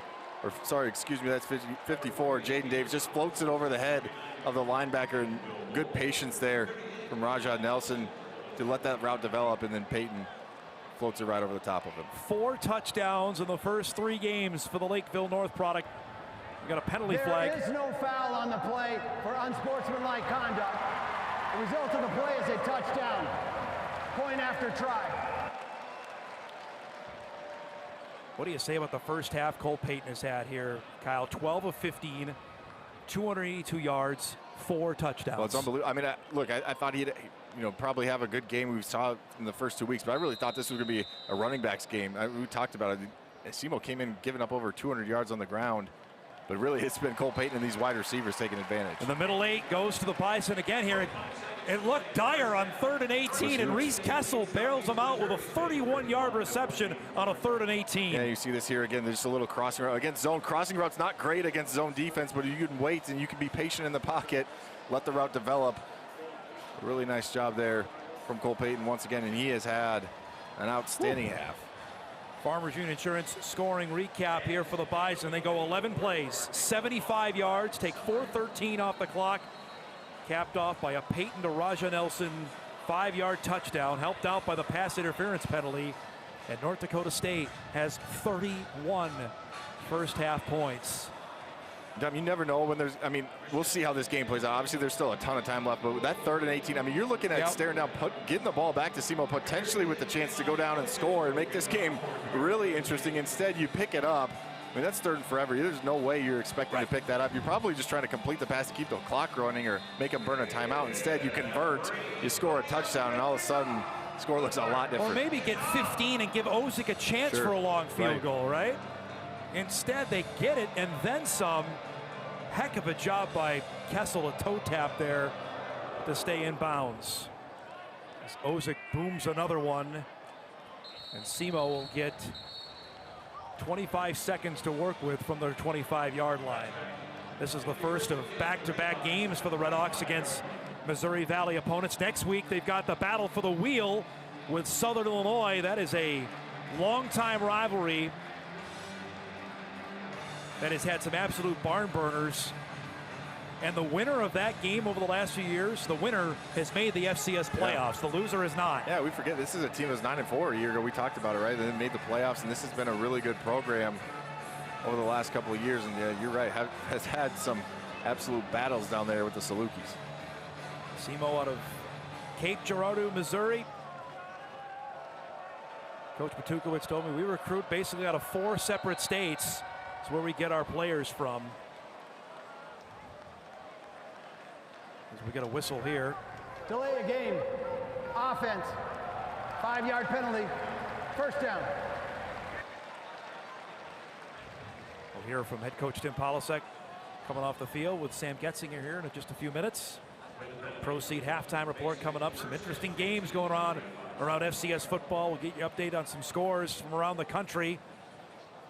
Valley Big Sky matchups going on today in Vermilion and in Missoula. After the penalty, it's a first down and 15.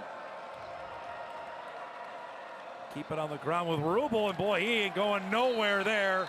Swarmed by the Bison defense. Dutenheffer in there on the tackle. And the Tukowitz is going to be content to run the clock out, and that's going to do it for an impressive first half from North Dakota State. They rack up 375 total yards of offense. Cole Payton with 4 touchdown passes. And the Bison take a 31-14 lead to the halftime locker room. Sam is standing by with Tim Polasek. Thanks, Tom. Tim, 17-point lead at the break. How do you assess the first half? I like the intensity of all of us right now. We're coaching hard. The players are into it. You know, the big play early on was a really good formation for them with the call we had, and we got to make sure we've got some presence in the middle of the field. What can you say about the ability to connect on the deep ball in the first half today? Well, it's really good. I mean, they're playing 10 guys in the box, a lot of stunting and moving, a lot of pressure. So then you go and you throw it for 282, and that's good offensive football. They might be doing okay against the rush, but they're leaving that kid out there on an island, and we got to go after it again. All right, thanks, Tim. Good luck in the second half. It. Bison leading Simo at the break by 17. Be sure to stick around. Proceed halftime report coming up next on WDAY.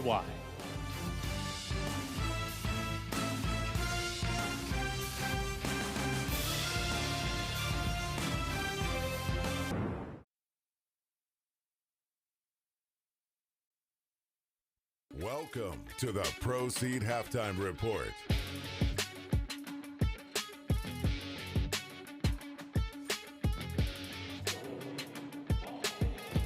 Welcome back inside of the Fargodome for the Proceed Halftime Report. Home opener sees a North Dakota State lead over Simo 31-17 at the break. It's another full day of college football today. The Missouri Valley Conference is in action, and we got some pretty interesting scores to pass along here that are going on so far today. The University of North Dakota taking on the Grizz from Montana today. That game is in the third. UND, we thought they just scored, but that touchdown has been taken off the board. So it's a 16-7 North Dakota lead over Montana. Again, that game is already in the second half. Youngstown State taking on Michigan State today. It's a 17-10 lead for the Spartans over Youngstown State. Drake and South Dakota State, that'll kick off later on this evening at 6 o'clock. And then the surprise today, Northern Colorado and South Dakota. This game is in overtime. It is a 23-17 lead for the University of South Dakota. We'll see if they can pull it out and give you an update at the conclusion of this one. Again, North Dakota State leading Simo here at the halftime break, 31-17. We'll step aside. When we come back, we'll let you know what our schedule is for the rest of the month of September. That's coming up next on WDAY.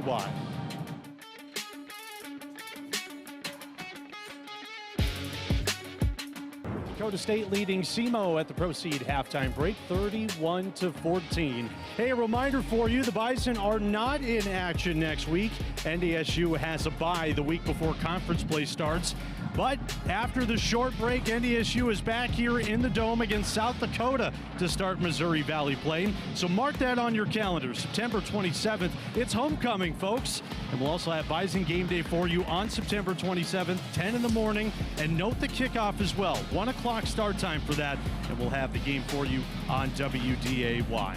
It's been a fun full day here in Fargo for the Bison home opener today. Earlier today, North Dakota State coaches got up early and took some cracks at a good cause. The Bison Hit-a-thon today with Bison football coaches raising money for North Dakota State softball. getting some cracks in with every home run. They were raising dollars for North Dakota State softball. Now, I know you're wondering, which coach won the home run derby? And I have got to confirm, Carlton Littlejohn won the home run derby with a shot of 314 feet. So congratulations to him, and congratulations to the Bison Athletic Department, raising money for a good cause on Bison Home Opener Day. 31-14 lead for North Dakota State over Simo. We'll take a break. When we come back, Dom and Kyle have a look at the first half highlights up next.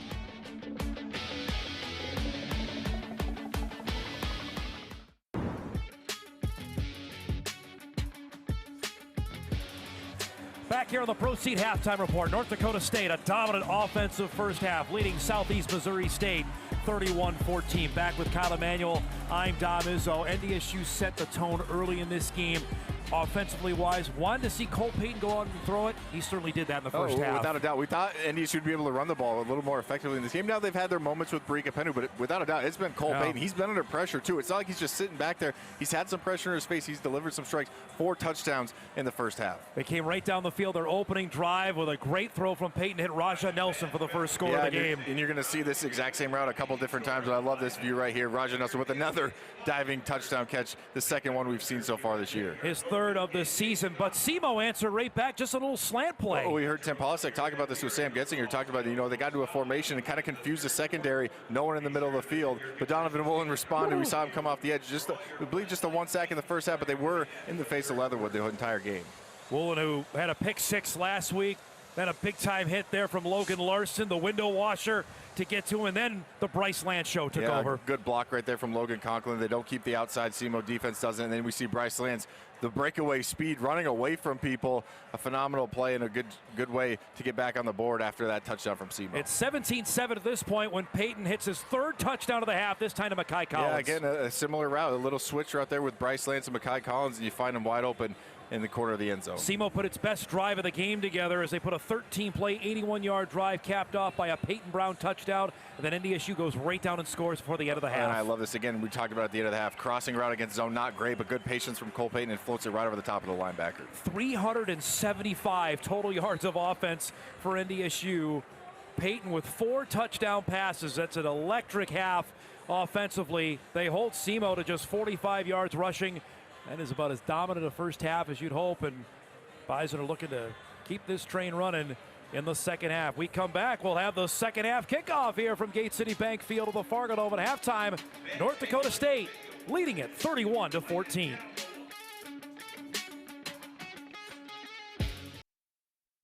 This has been the Proceed Halftime Report. Ready for the start of the second half. 31-14, North Dakota State with the lead. Our Ag Country player profile focuses on junior defensive end Kelton McCaslin, who really came on at the end of last season. He's already got a fumble recovery touchdown, happened in the 2023 playoffs against Drake. Remember this time last year, we weren't sure if McCaslin would ever play again. That plasma shot he got in his knee certainly turned things around.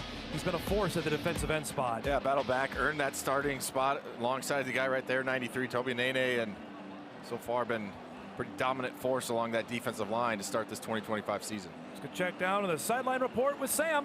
Just spoke with Red Hawks head coach Tom Batukowicz coming out of the locker room. A lot of high praise for Bison quarterback Cole Payton. He told me that he didn't know Cole Payton could pinpoint those deep balls like he did in the first half. So they're going to go back to the fundamentals on defense. Offensively, he told me they got to find a way to keep drives alive. Too many 3-and-outs for his liking. That might be a common theme we hear in the second half, or the second part of this season, Kyle, about not knowing that Cole Payton could throw. Because frankly, Bison fans were asking that all offseason about number 9. As we are underway in the second half, Simo to get the ball first. Rubel will take this from his own 1-yard line, then immediately wrapped down on the tackle. There he is again. Special teams MVP, Will Stile. Well, Stile kind of went through about 3 different guys, put a little juke move on the kickoff return guys, and found himself right in the face of Rubel. Brought him down by that neck. Great play there by Will Stile. So special talent to go out there, and Polasek would tell you all the time, the former special teams coordinator that he is here, that special players play on special teams, without right? a doubt. It's effort. I mean, it's how you, a lot of times how you earn your way on the field as well. So again, deep starting position for Simo at its own 16-yard line as we start the second half on this Week 3 Saturday. Leatherwood is flushed on first down. He'll slide here. Boy, took a late shot too as he gets out to the 21-yard line. Nene was trying to track him down and picked up 5 yards. Well, and this Bison defense got to be careful. I thought there was one of these in the first half as well as he starts to slide. I mean, Shadimi Alfaro was up top there. You're right. That's probably a flag. They're lucky that wasn't 15 right there. Officially a gain of 5. At least second down and 5 as Brown tries to bounce to the outside. And a herd of Bison are going to get him there. Staling was in there. Looked like Crumby as well. And it's going to be third down. I think it's Shadimi Alfaro again. You see, he comes inside and you see the dive right there. Doesn't get him, but slows him down enough to allow the rest of the guys to rally around. Bring him down short and bring up a third and medium. Simo 3 of 8 on third downs in the first half. They didn't pick up their first third down conversion until late in that second quarter as Leatherwood drops back here. Flushed again. Just throws that one well into the stands. It's about 4 rows up there. And it'll be fourth down.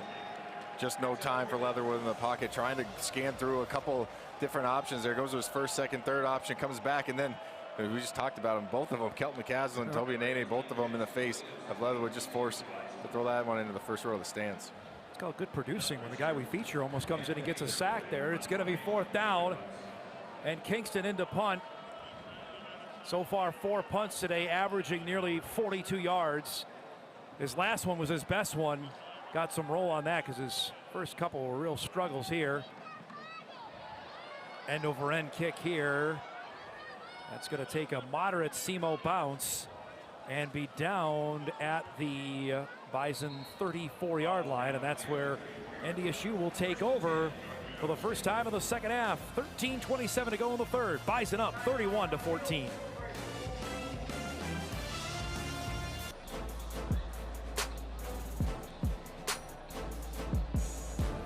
Bison football on WDAY is brought to you by Shields, a proud partner of Bison Athletics. With Sam Getzinger, Kyle Emanuel, our great crew, I'm Dom Izzo. 31-14, North Dakota State with the lead and the ball as they take over their first possession of the second half at the 34-yard line. Payton flushed here, evades pressure on the run. That one caught, but it's going to be out of bounds. It was a heck of a catch along the sideline by Bryce Lance, but he's out of bounds. We're going to see Trey Lisley, number 8. You're expecting him to come down here, and he doesn't. Gets pressure in the face. Cole Payton right away. That is pretty close. I think that's going to uphold, but I mean that's a pretty impressive incompletion. We just heard Sam tell us about how Tom Matukowicz didn't know Cole Payton could throw them. But to be honest, I mean it's been, I would say this has been a little bit different than we saw in the first 2 games. I mean him under pressure, rolling around, and still delivering strikes has been a little bit different than we saw in those first 2 games. Second down and 10 is Payton on the keeper. Gets past Thompson, and look out! He's got a step. Finally wrapped up, but boy, he exploded there before you knew it. Got to the 33-yard line. How about LaTravion Thompson was able to actually track him down? Well, watch this little stutter step right there. I mean, I don't know what else you do. You have that fit up perfectly. You have a free hitter. Good job by Thompson of staying with the play and chasing him down, as you mentioned, Dom, but it's a pretty impressive run there from the quarterback.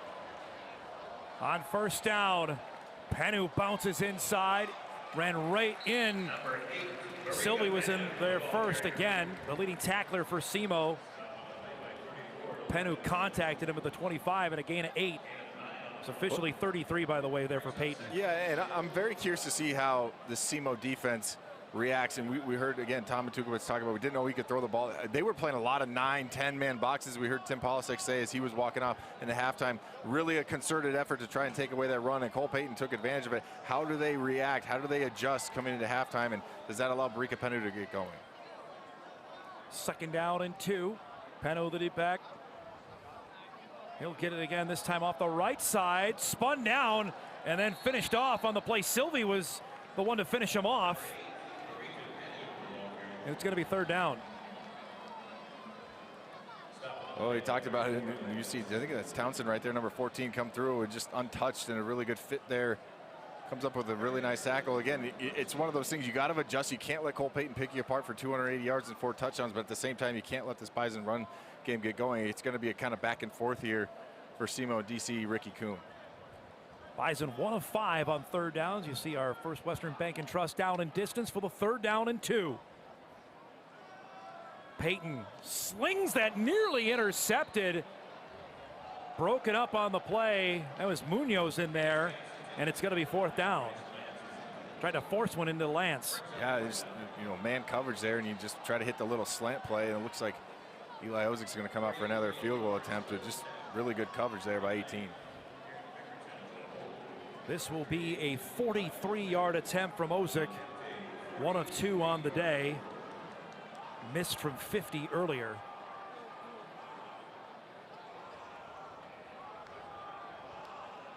Good hold there from Bickerton. This one is up and right down the middle from Ozik from 43 yards out. His 2nd of the game, and extends the lead with 11:19 to go in the 3rd. New score reads Bison 34, Simo 14.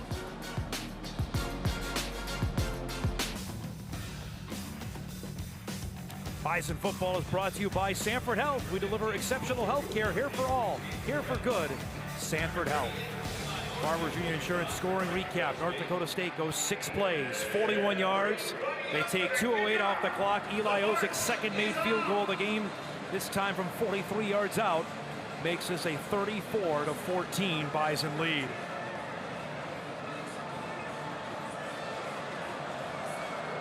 Ozik, remember, handled the kickoff duties all of last year and even the end of 2023. Bangs another through the back of the end zone. For Simo comes out on the field.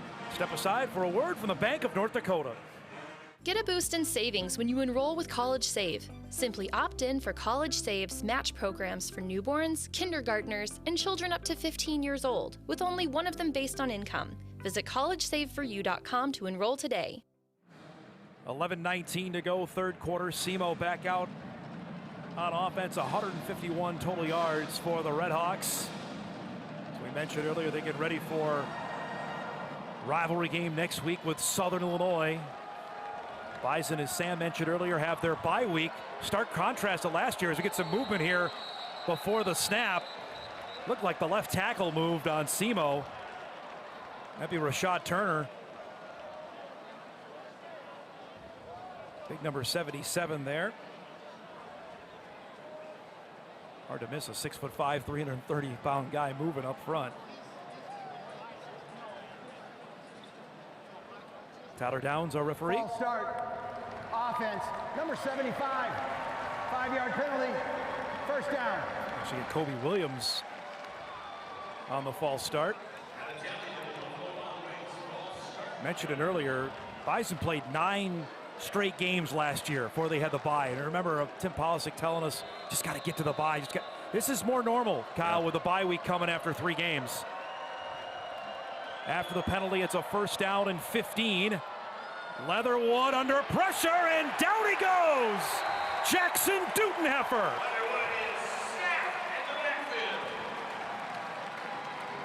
Well, for Dutenheffer and the rest of the defensive line, they got to be thinking finally, right? They've had some pressure at times. Leatherwood's done a really nice job of his legs and scrambling around, but you see just the push, and then coming off it. I mean, that's textbook.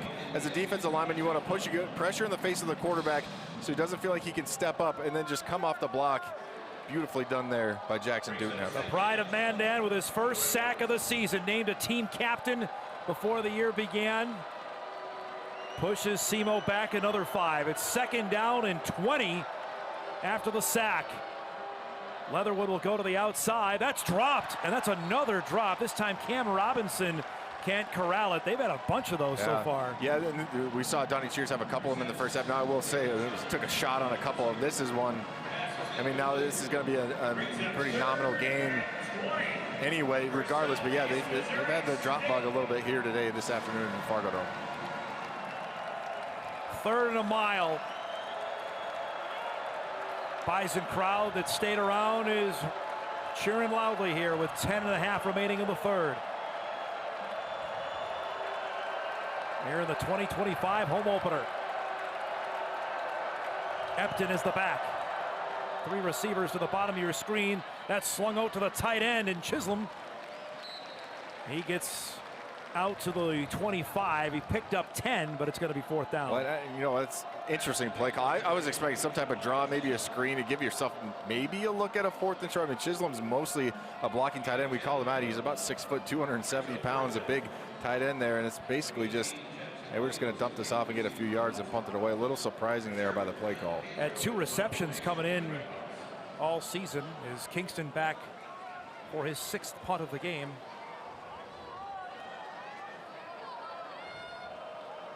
Williams back at his own 35-yard line. Spiraling kick here. Williams will field it at the 33 and immediately wrapped up. Good play. Nice tackle there from Trelli on the tackle for Simo. Penalty flag was thrown in as well. Right where Williams caught it. Mentioned in our injury report that he's battling a bit of a toe injury. You can see he came up a little bit lame there after that tackle.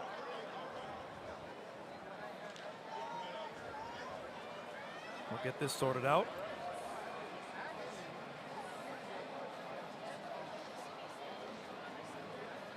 Five penalties combined so far in a relatively clean game. During the return, personal foul, illegal blindside block, return team number 10, 15-yard penalty, 1st down. Antoine Booth going to be called there for the blindside block, which is going to push the Bison back here deep into their own territory. Don't forget, coming up when we wrap things up, Bison Postgame Live with Kyle and myself. Full highlights. You'll hear from the press conferences afterwards with Tim Polasek and Bison players, and recap of scores around the country, and get ready for the Valley opener 2 weeks from today. University of South Dakota will be here. Coyotes won a wild one in overtime today over Northern Colorado to get their first win of the season. A badly needed win there for USD after starting 0-2. That's all coming up on WDAY Plus and Inforum.com. We wrap things up from the 15. Payton on a keeper. Getting it pushed out of bounds. Good D that time. David Jones stepped up from the cornerback spot to force Payton out of bounds. Looked like he lost a yard. Yeah, really good job by David Jones, trying to get a little bit of misdirection, bringing Barika Penu off to one side of the wide side of the field, running into the boundary there, and Cole Payton trying to find the corner, but David Jones does a nice job of cutting him down. See that score from earlier today in Vermilion. USD lost All-American running back Charles Pierre Jr. earlier in the week, able to gut out a win to get them on the board. They've got Drake coming to Vermilion next week on a 2nd down and 11. Payton able to complete this one out of the backfield to DJ Scott. He's going to get pushed out of bounds. Got out to the 17-yard line, picked up about 3, but it's going to be 3rd down and long. Yeah, trying to use motion here to confuse the linebackers. Jaden Davis was all over it, though. He man-to-man on the back there. DJ Scott, he runs to the flat and does a nice job of tracking him the entire way to bring up a 3rd and long. UND with a lead in the 4th out in Missoula. Game of the week at FCS football. Eric Schmidt's team playing well, trying to get a big win. They have not won in Missoula since 1963. Here's a 3rd down and 8. Payton over the middle, incomplete. Was trying to hit Raja Nelson. We got a penalty flag thrown in. Sylvie went up there on coverage. We had a lot of contact and some chatter.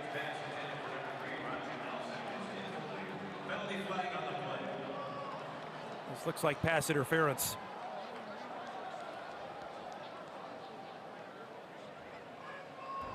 Pass interference, defense, number 34, 15-yard penalty, automatic, 1st down. Well, and Sylvie doesn't like it. I mean, it was a dangerous throw there from Cole Payton. You could see Sylvie, the safety, sitting over the top of it. I think he got there just a little bit too soon. We'll get a good look at it right here. You can see him tracking the ball the entire way. Yeah, he just, I mean, that's, he's not going to like that. I understand that's a bang-bang play. He got there just a touch early. Really, at that point, I mean, he's tracking the ball. Didn't even see Raja Nelson, but see Bison training staff attending to Bryce Lance here on the sideline as well. We'll get an update when we can. Out of the penalty, it's a 1st down for NDSU now at the 32. And we get a whistle here before the ball is snapped, and a timeout taken North Dakota State by NDSU. Their first of the half. Full media. We'll take it with them. 8:19 remaining in the third quarter. The Bison lead it 34-14.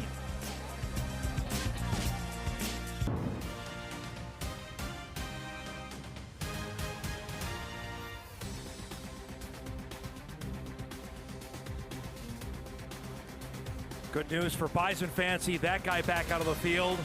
Bryce Lance, after getting attended to by the NDSU training staff, back on the field for a first down from the Bison 32 after the PI penalty on Simo. They'll keep it on the ground here and wrapped up, immediately brought down. Nice tackle on the play. That's Trey Lyle in there to bust through. Let's get an update on Bryce Lance from Sam. Yeah, during that last timeout, the North Dakota State training staff doing a number on the right hamstring with a massage gun on Bryce Lance.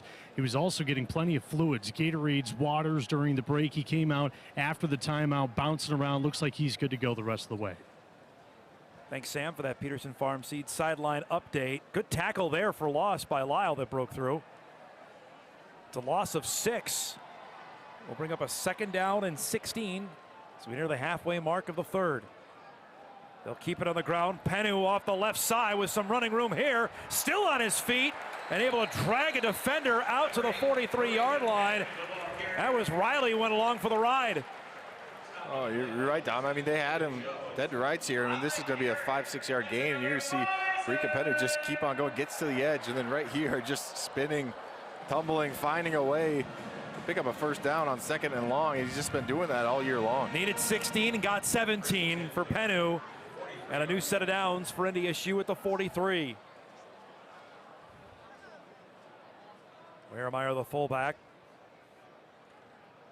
They'll keep it on the ground as Penu tries to get to the outside here. David Jones flying in there on the tackle. Penu, after that carry, Kyle, up to 80 rushing yards on the game. 13 carries.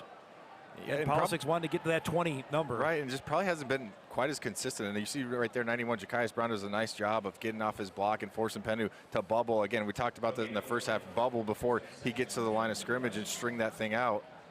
Just, I mean, it's been, I would say, they've graded maybe okay in the running game, but a nice job of Simo of really committing to it and trying to take that part of the game away. No gain, makes it second down and 10. Payton wants to throw down the field, overshot Raja Nelson. It'll be third down. He and Lance were both trying to get loose there from their defenders. Yeah, both of them lined out wide and basically just ran a big crossing route. I thought he had a chance maybe to Bryce Lance, and that's really one of the first throws we've seen that's just been a little bit off there from Cole Payton. Had to lead that one out just a little bit to the right and let Raja Nelson run underneath it, but unable to do it. A little overcooked on that one. Third down and 10. Bison just 1 of 6 on third downs in the game.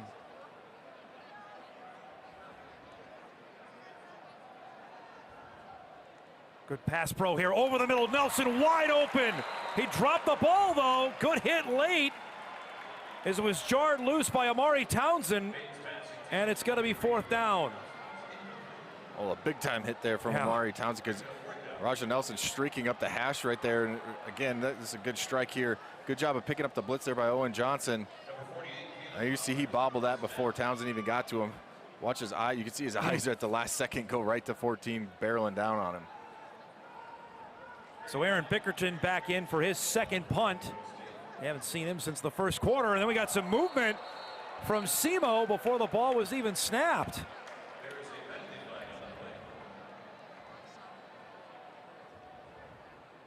Looked like Simo jumped off sides, but where they go to do it. They might have, but 5 yards not going to do a whole lot for you on 4th and 11. 28, 5-yard penalty, remains fourth down. Siler Christmas here jumped off sides.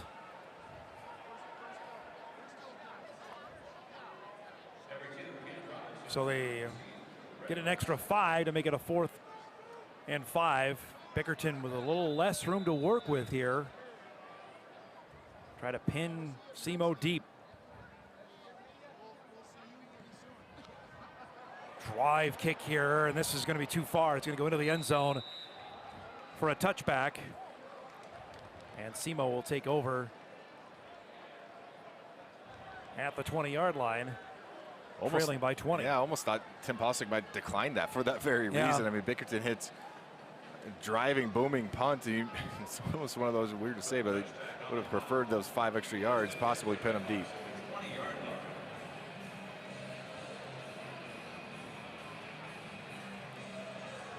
Mentioned this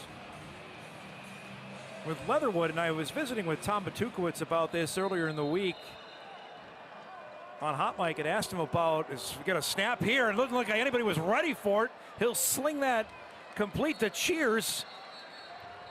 Looked like the only body who was ready for the ball was Leatherwood.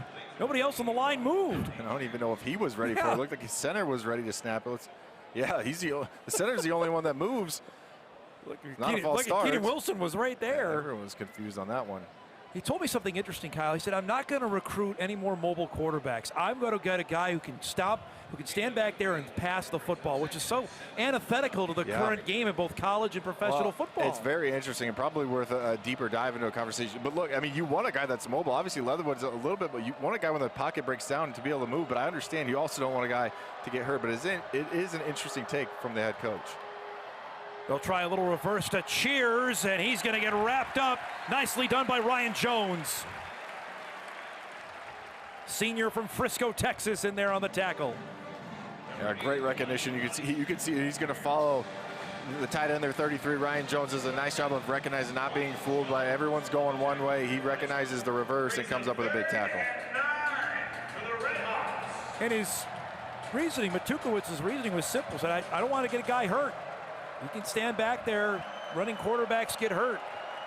I know my guy's going to stand in the pocket and throw it. He'll do it here on 3rd down, and that complete for a 1st down to Pedro as he gets out to the 31-yard line, the gain of 10. But it's so interesting because, I mean, you could teach a guy who is mobile to also stay in the pocket. Now, I know it's harder, right? A lot of times you want them to allow their athletic ability to take over, as we see a good job there by Pedro of capturing that one. But, like, you can still teach a guy who's mobile to stay in the pocket and be a little safer.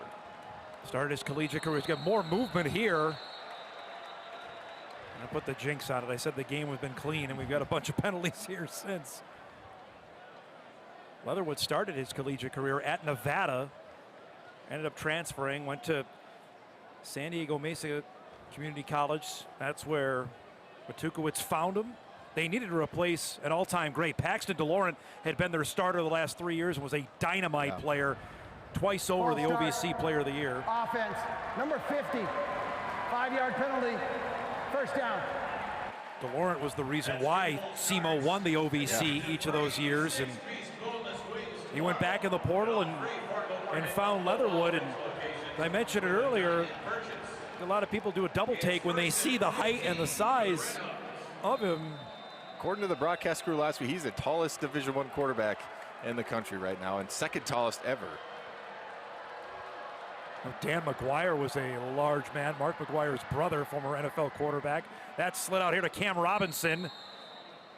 He's going to get out of bounds at the 33.5-yard line. From all your travels, who's the largest one you ever faced? I mean, Brock Osweiler comes to mind, the Broncos quarterback who filled in for Peyton Manning the year that he was hurt, the year that he came back, or I shouldn't say came back, but he came back. Peyton Manning did and won a Super Bowl. He's probably the tallest one that comes to mind. Jameis Winston, I know he's not the tallest guy, but he was big dude, a big guy. Easy to bring down either. Guy you faced in practice all the time. Carson Wentz, a big dude as well. Big dude, yep. Gain of 3 at 2nd down and 7. Little toss here to Epton, trying to reverse field. It ain't gonna happen this time. Anene's in there. About 3 other Bison. Staling. It'll be 3rd down. Well, I couldn't catch the number, Dom. These gold numbers are sometimes interesting to try to see, but you see, I think that's Staling right there. Yeah, you see him 52. He's the one that just breaks through the pile, does a nice job of finding his fit, forcing him to running back to chop his feet a little bit, and allows everyone to get around. Nice play there from 52. Captain, who hadn't even started a game. We featured that before the opener with the Citadel. He wears the green dot. He calls the plays defensively from Grant Olson. 3rd down and 9 for Southeast Missouri State with 2.5 to go in the third. Leatherwood will go over the middle. That's hauled in on the reception. Pedro takes a shot. He's got a first down after spun out of the ground by Givens as he gets out to the 47-yard line and a gain of 15. Really good route here from Pedro. It looked like it was man-to-man or some type of zone match coverage, and they just completely lost the defender, and he comes over the middle of the field wide open. Big third down conversion there for the Redhawks. Pedro closing in on 100 career receptions. Brown shakes off a man. There's a penalty flag thrown here as he'll force his way out to the 47. You see Talon Eady getting looked at there on the sideline, who missed some time during fall camp where they thought could have been a really serious injury. Ended up avoiding bad news there. Illegal formation, 5 players in the backfield, number 60 on the offense, 5-yard penalty, first down. They'll back up Simo 5. Yeah, that's the right tackle, Damani Taylor. That's when you got to break the center. If you want to be considered on the line of scrimmage, a lot of times offensive linemen like to cheat that a little bit to give themselves more room and pass protection, and he gets flagged for it. 7th penalty of the day against the Redhawks. So we're under 2 minutes to go in the third. Leatherwood on the run again, trying to make something happen and brought down from behind. Nicely done on that. Victor Isley comes up with a nice play from the defensive end spot. That's impressive there from Isley to come all the way from the left side. You can see him right there at the bottom of your screen. Runs the hoop, which is not always advised, but when you got speed like this, tracking him down, almost gets that ball out with that right hand coming down. Nice play there from There's Victor Isley. A lot of coaches excited about this young man from Sioux Falls, South Dakota, that could potentially keep developing into a really good defensive player. 2nd down and 13. Leatherwood again flushed, just gets rid of it, nearly intercepted. In the area was Duffy, and it's going to be 3rd down. Yeah, a dangerous pass, pressure right in the face of Leatherwood. Does his best to throw this one away, but nearly threw it to the other side. Watch Duffy come back. I mean, that's close. Fortunate for Simo that one falls to the turf. This is such an interesting game. I just feel like Simo they just won't go away, right? Every time you think that NDSU is just going to break away, they just keep finding a way. It feels like it's an important drive. You could get this to a 2-score game if you find a way to get this into the end zone and make things a little more interesting down the stretch. They've done better here on 3rd down. Now 5 of 12 in the game. It's 3rd and 13 with 1:01 remaining here in the third. Bison will bring some pressure. Leatherwood incomplete. Try to hit Cam Pedro, and it'll be 4th down. Pedro's upset in the face of Donovan talking Woolen there. smack there with Woolen. I don't know if he's not going to do any lip reading there, but clearly upset. You see Bison bring the pressure, get to Leatherwood, force him to get it out, and I think that's, he's asking why I got grabbed there. Why is there no flag on the field? You can see that's why he's clearly upset after that one. Kingston back to punt as the Bison will force the 7th punt of the day for Simo. Nearly got to that one. Williams going to let this one roll. This could be a nice punt. Going to go out of bounds inside the 10. They'll mark it out at the 7-yard line, and that's where NDSU will begin its next drive. Bison with 429 total yards of offense here. Just the 3 points in the second half off the foot of Eli Ozick on their 2 possessions they've had. And I'll say this about Simo. I mean, I've been impressed with their tackle. I came into this game thinking the defensive ends. Now I know they've had pressure, right, NDSU, but I thought one-on-ones, the defensive ends from NDSU would have their way. And for the most part, I think they've done a nice job. Now Leatherwood's also done a really good job of scrambling around, and they've also done a really good job against the run for the most part. Pennu lined up in the end zone. He'll take it on 1st down. He'll go right up the middle, straight forward for a gain of 4. Wrapped up there on the play. Tackle by Dollar, who had an interception last week, as we mentioned. You know, 144 yards on the ground for NSU, and it's been, I would say, hit and miss. You've had some nice scrambles there from Cole Payton, but you could tell, I mean, they knew this was a weakness of their defense coming into this game, giving up over 200 yards, and have really committed to it. Now, Cole Payton took advantage of it in the first half, but they haven't been able to find that connection so far here in this third quarter. Likely the final play of the third. On 2nd and 6, Payton to the outside. Another haul-in reception from Raja Nelson out to the 28-yard line. A gain of 17. And that will take us to the final quarter. It's been 3 impressive quarters for the Bison as they look to keep this home opener streak going where they've won 26 in a row. At the end of 3, it's North Dakota State 34, Southeast Missouri State 14. The fourth quarter is coming up. You're watching Bison football on WDAY. Lead on Simo, ready for the fourth quarter with Kyle Emanuel. I'm Dom Izzo. Cole Payton over 300 yards passing. The first Bison quarterback, Kyle, to do that since Trey Lance in 2019. How about that? I mean, it's been one of those games for Cole Payton. They wanted to take away the running game, and he said, okay. Talk about taking what the defense is going to give you. Him and Dan Larson really does a nice job. Really, a lot of those out routes, those kind of corner routes, he's had a lot of success with Raja Nelson, Bryce Lance, kind of throwing it around, and he's done an unbelievable job of showing off that arm. For the guy that can't throw the ball, that's a pretty good company to keep here as we start the fourth quarter. Little reversal here, and Penhu's got some blockers. Barica down the sideline, exploding out of the Simo side of the field, out to the 42-yard line.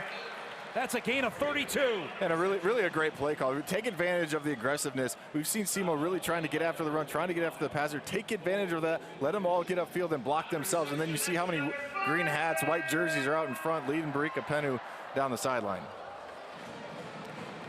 That game, by the way, Trey Lance did that November of 2019 against Western Illinois, threw for 313 yards in a Bison blowout that day. Back to the ground, DJ Scott with a hole. Scott with one man to beat, the stiff arm. He's going to get pushed. He's in. Touchdown. No, they'll say out of bounds at the 4-yard line. Thought he had scooted in. They're going to say he's out, though, at the 4. Well, just a phenomenal effort again of reading the blockers and then bouncing off of one defender, and then you can see just right there. Maybe that's close. That's close. They'll probably take a look at it. Bison fans, Scott wants a review. Boy, it was tight down there. Bison offense is not in any hurry to snap to. Yeah, I'm surprised. I mean, at least from that one angle we saw, Dom, I'm surprised they're not at least taking a look at it. A great shot. Awesome that's in. Here. That looks in. That's his toe is up. Yeah, I mean, it looked like because his foot was up too. Looked like his heel was off the ground. Polasek wanted the play clock reset. Yep. Wow. Bison are going to get dinged here for a delay of game. Penalty. Remains first down. I'm just surprised. I mean, unless our replay crew has an angle that we can't see or we didn't see yet of where it's definitive. To me, at least, it's questionable that you're not. I'm surprised they're not at least taking a look at it. So that'll back him up from the 3 to the 8-yard line. It's a run of 39 for Scott. His first real big run as a Bison for the Kennesaw State transfer. Scored in the first 2 games of the season. First down and goal to go. Bison in the ready red zone. Fake here. Payton. Down he goes. Nice play breaking through from Sam Keeper. His second sack of the year for the Simo D-end. It almost looked like, that's a play call you maybe a little bit closer to the goal line with that delay of game penalty. They get knocked back. You get into big personnel trying to run that play action pass. We've seen so many times. Picture perfect. We've seen that so many times with this Bison offense, but Keeper was not fooled by it. Bison going the wrong way here. That's a loss of 9. Makes it second down and goal to go from the 17-yard line. Little play action here. Payton surveys over the middle. That's hauled in on the reception. Jackson Williams back down to the 1 yard line. Really good job of going through his progressions here. You see Jackson Williams just needed some time to develop, and then, I mean, that's a phenomenal catch there. They'll go hurry up as Payton trying to bully his way in. No signal yet. Touchdown, North Dakota State. Payton with a rushing touchdown to extend the Bison lead. That was about the only thing missing from his resume so far here today. See, he just gets behind the big boys and pushes his way in, and now he's got a rushing touchdown to go along with those 4 passing touchdowns. 5 total touchdowns for the Bison signal caller today. Ozick drills home the extra point, and the Bison have breached the 40-point barrier for the 2nd game in a row. 12:08 remaining in the ball game. Cole Payton having a field day. Bison lead it 41-14.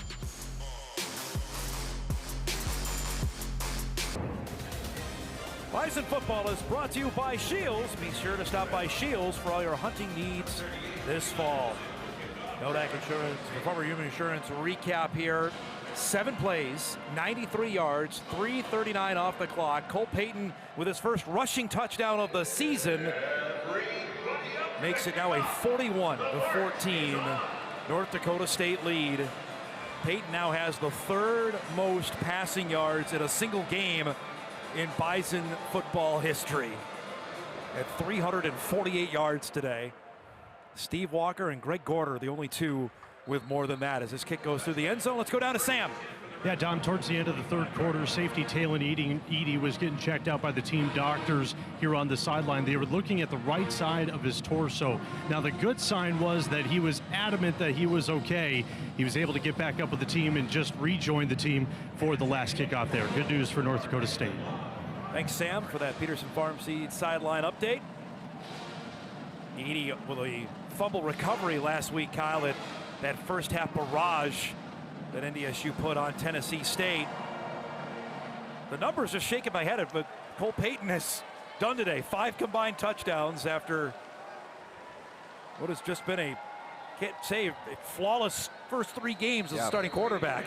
I mean, it's kind of, I don't know, ironic, whatever you want to call it, the fact that people are questioning if he can throw the ball, and now he has the 3rd most yards ever thrown for in a game. So I'm assuming that means Cam Miller never eclipsed the 300-yard mark if the last one was Trey Lance, which is kind of wild with how efficient he was. Right? And now Cole Payton's done it here in just his 3rd start. Patrick Heidert into the game now as the new quarterback for Southeast Missouri State. 6-foot senior. He'll keep it himself here. Able to dive forward and pick up a 1st down. Nice run as he gets out to the 37 and a gain of 10. Senior out of St. Louis, able to pick up a 1st down. Certainly quite the contrast between 6'8" Jax Leatherwood and 6-foot Patrick Heidert. But small, right? For once, he's not seeing a quarterback over there towering over his offensive line, but he shows off his quickness and his ability to run the football. New set of downs for the Red Hawks with 4 minutes gone in the 3rd. They'll keep it on the ground as Rubel carries this one for about 3 as he gets out to the 40. Looked like Zach Vanderpool was in there on the tackle for NDSU. Vanderpool had the forced fumble that Edie recovered. Redshirt freshman out of Byron, Minnesota. Bison coaches really like is developing on that defensive line. Anene still in the game. Elijah Wayne next to him, with Vanderpool and Matthew Stenbroughton out there. 2nd down and 7. Heidert, and immediately brought down. The Bison brought the house and finished off there. Jaquise Alexander in there along with Toby Anene. Yeah, they bring the cat blitz, aka the corner blitz, as you see Jaquise Alexander at the top of your screen, number 0, come completely untouched and just never saw him. Bison defense continues to get pressure on that quarterback. Third down and 11. For the Redhawks. Ball spotted back down at the 36-yard line.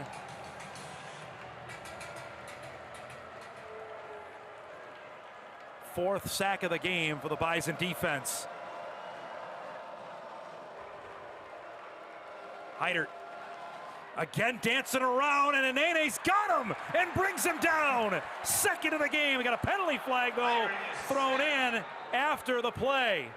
He was up high.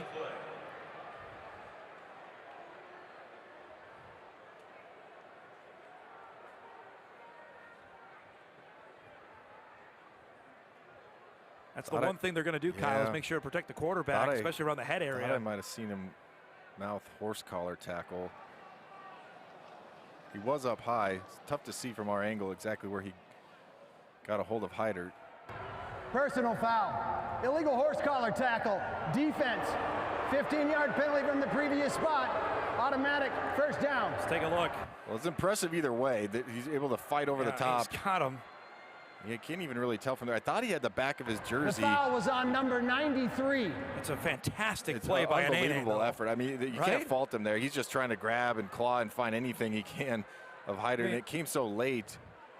As a coach, you take that penalty, Absolutely. right, for what he did. Yeah, that's an aggressive penalty. It's not like it did anything egregious there. He's just trying to make a play. When he did. Nothing you can really do right there. So the penalty will bring the ball onto the Bison side of the field. It'll be a first down at the NDSU 49. He reached over a guy and still got him. Hand off to Brown, churning the legs forward. He'll get out to the 44 and pick up 5. Staling and Vanderpool in on the stop. Stop on the play by number 52, Nathaniel Staling. Gain of 5 on the play. Brings up second and 5 for the Redhawks. Simo was picked third in the preseason poll in the Big South OVC. Tennessee Tech, in its final year in the conference, they're moving to the SoCon next year, picked to win the league.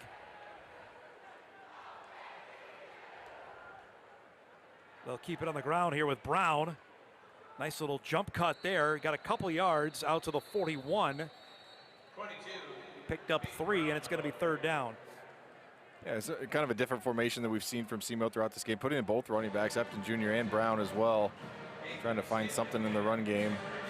I like the combination of those two running backs. I know it didn't necessarily get going the entire game here, but if they can find, again, moving forward for the Simo team, if they can find a balance with those two guys, the receivers they have on the outside, obviously a quarterback that's capable, I think they have a chance to be all right. Saw Arizona State transfer Chance Simons into the game at defensive end as Heidert trying to pick up the first down.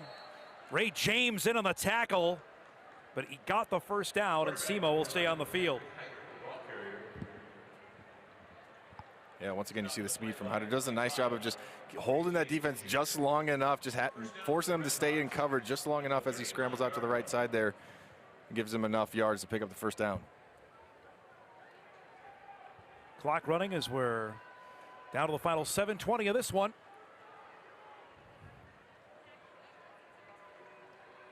Bison up 41-14.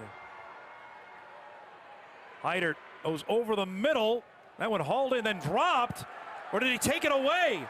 Did Alexander come up with a pick? Cheers had it. It's Bison ball. Alexander took it away. What a play by Jaquise Alexander. I think he's looking up for the replay as well. He's looking up at the board. I want to see this as well. I mean, it looks like he gets his left hand in here to try and break it away. I have no idea. And it just kind of fell into his lap.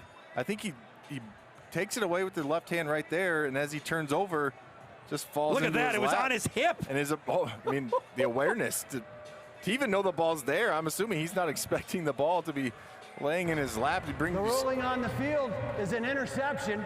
First down, North Dakota State. Second career interception for Jaquise Alexander. Put that one on the highlight reel. I mean, that's phenomenal play there. Will Johnson, the previous play, quarterback coach, even with a is under further impressed review. Look there. They're going to look at this. I thought that last angle was maybe the most definitive that you're going to see, that the ball was sitting on his hip. And it looked like he was about to fall off, and he brings his left hand and pulls it back in. Now the question is, when he turned over, did it ever hit the turf at that point? Couldn't see it from that angle. Take another This look. is the angle I thought.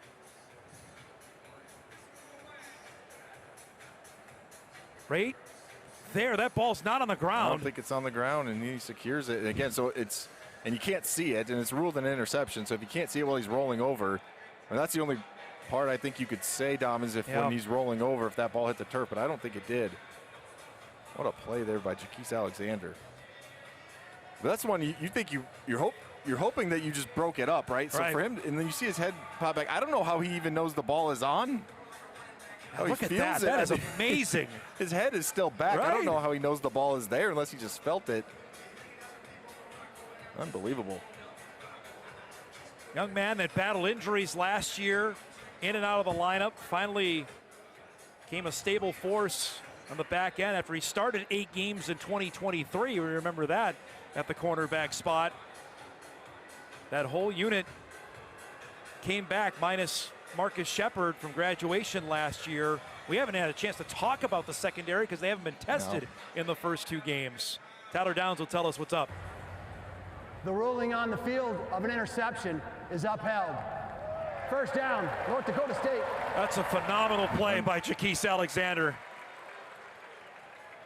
Yeah, that really, the awareness to know that the ball is on his lap and about to fall to the turf, and then to bring his, watch his, so his head is all the way back, basically hits the turf, and he still reaches over before he ever, it doesn't look like he ever actually sees the ball. Really good play there. Nathan Hayes in for the 3rd straight game. The Bison quarterback gets into the game.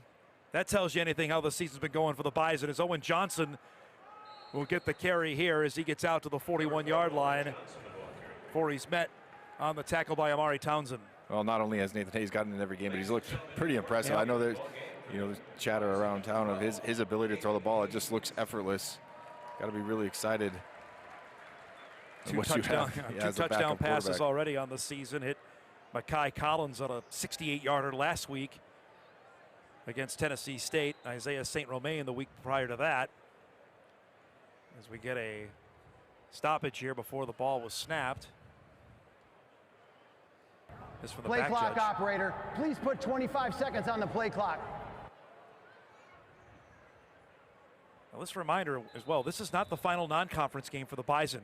Scheduling quirk this year, Kyle. The final non-conference game doesn't come to the end of the regular season when the University of St. Thomas comes here. So the league play awaits as Johnson drives forward there, brought down by Dollar on the tackle. That part is unique as well, that they have the bye, then 8 league games, and then a non-league game. I'm trying to, when does that happen before? It is interesting. You get some weird things. I remember, not quite the same thing. South Dakota State had like a bye week the last week of the season a couple years ago, which didn't make any sense. South Dakota has that this year. Which is just kind of odd, but. North Dakota with a 23-17 lead in the 4th, trying to win in Missoula. They do that. They're a top 5 team come Monday as Hayes slings that. That's incomplete. Trying to hit Collins. And it's going to bring up a 4th down. The Bison will have to punt. It's a scheduling quirk in how they're doing it this season, but knowing full well that the challenge of the Missouri Valley awaits in 2 weeks' time. Right, that's where your season's gonna be defined. Obviously, NDSU's been very good in the non-conference for many years, and as we just mentioned it, before the season you would have said it would have been South Dakota. That was the 2 South Dakota schools are the ones that you're gonna look at. Now it's looking like it's SDSU and UND, and those are going to be the 2 giant matchups. Obviously, you can't overlook anyone. I know that better than anyone in my career and some of the games we lost, but those are going to be the 2 behemoths. False start. Offense, number 23, 5-yard penalty. Remains 4th down. Polsak's going to tell us in the post-game press conference there are going to be things to clean up, but this has been an awfully impressive first 3 games. It really has. And I don't want, did you want to get challenged? I think you did a little bit. You wanted to get challenged to see how your team reacts, and they certainly got that. Simo at least battled and held in there for quite a long time in this ball game. Bickerton drives. That's a good punt. Robinson back. Try to evade one man and did, and then gets brought down the 2nd time through. Good hustle there from Jones on the tackle to bring him down. 5:31 remaining in the game. Bison aiming for a 3-0 start, leading it 41-14.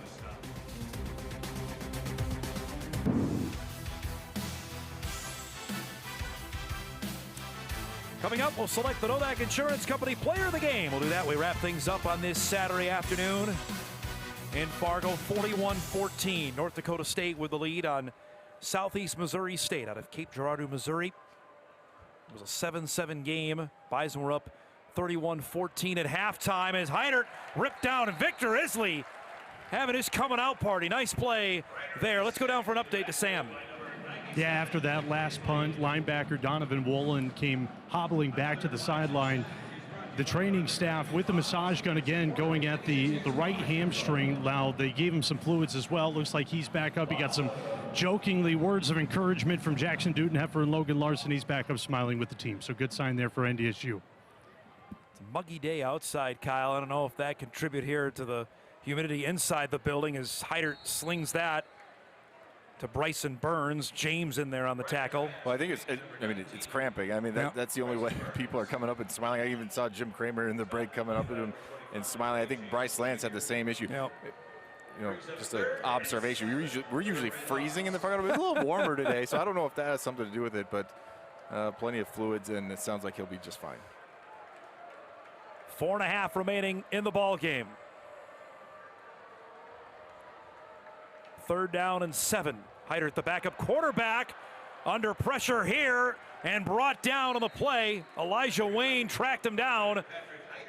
The true freshman out of Omaha, who's had a couple of splash plays to start his collegiate career. Yeah, started off his career with the sack.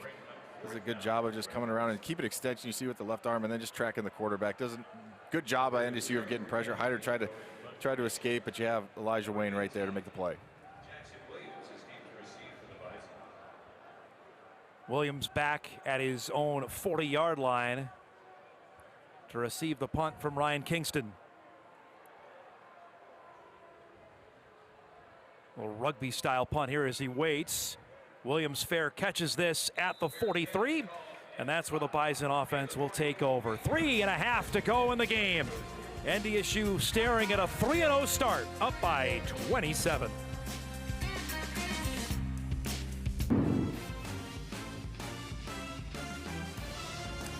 Back here with 3:34 remaining in the game. Stay tuned for Bison Postgame Live, coming up exclusively on WDAY Plus, Inforum.com. Press conferences from both NDSU and Simo. You'll hear from Cole Payton, Raja Nelson, Donovan Wolin, Bryce Lance. All coming up after the game, exclusively streaming on WDAY Plus. Nathan Hayes and the Bison offense ready to take over. We got a false start, though, before the ball is snapped. False start. Offense, number 84. 5-yard penalty. That on Logan Conklin. First down.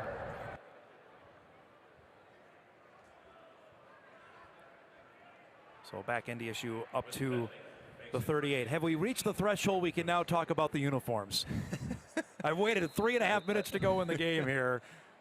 The floor is yours, I know Dom. for the old timers and the viewing audience now can collectively roll their eyes at me, but after this run from freshman Miles Mitchell, got his first career rushing touchdown last week against Tennessee State as he gets out to the 47. This is part of the new partnership that NDSU has with Under Armour. Under Armour said after the national championship, actually, they got to work on doing something unique. They presented this to the Bison administration. Athletic Director Matt Larson and Tim Polasek signed off on it with the gold numbers. Only 4 or 5 programs in the country actually have the numbers like that. Notre Dame being one of them. Maryland, that's where Under Armour is based out of, and Baltimore went with it as well. Jeff Kolpak and I were doing the research on this after the carry here by Mitchell. He's going to be rejected by Ashton Jones. That go back to the mid-60s is the last time the Bison wore all white uniforms, which they're doing with the different tint to the Harvest helmet as well. Don, what everyone wants to know, though, all our viewers are curious to know. If you had to, I mean, I don't. What's your ranking system here? Is it 1 through 10? Is it A, B, C, D, E? You know, is it? Yeah. What do you have a rank? Are you? It's pretty good. Are you ready to give it out? It's pretty good. I'll wait till after the game. Look at that final, by the way. Montana rallies and knocks off UND 24-23. Heck of an effort. Eric Schmidt's team is going to be heard from, it sounds like, Kyle, here in 2025. Narrow loss at Kansas State and a narrow loss in Missoula. Hayes wants the deep ball for St. Romain. Tipped and incomplete. We got a penalty flag. Trell Riley was in coverage. Looks like the Bison are going to get a first down out of this. Well, that's the hardest play in football for a defender for a corner. Anytime the ball is just slightly underthrown. Pass interference. Defense, number 1, 15-yard penalty, automatic first down. You're doing everything you can just to catch up with the wide receiver. The ball slightly underthrown. He tries to come back for it. You'll see it right here. I mean, we see this happen all the time. And you just get in the way, and it's, unfortunately for a defender, that's just going to get called every single time. Yeah, but going back to your point about UND, I mean, they put everyone on notice against Kansas State, and it was like, okay, is that a fluke? What is that? And a really good performance against Portland State, and now a 1-point loss in Missoula. Still put, the FCS on notice. They're going to be heard from. Remember, they host both NDSU and SDSU in Grand Forks this season. On a first down, here's Cortez LeGrant. LeGrant gets into the open space. The transfer from Minnesota with a big run as he gets down to the 16-yard line. A gain of 22, and that will take us to the 2-minute timeout. This is the 1:56 to go in the ball game. NDSU cruising over Southeast Missouri State, leading it 41-14.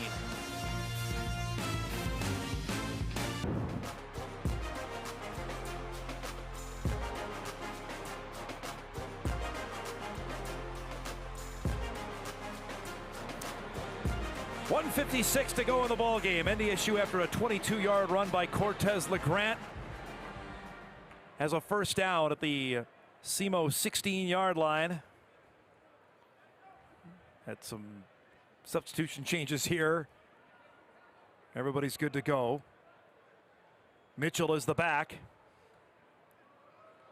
Runs into a brick wall there as Jones was the first one to grab him.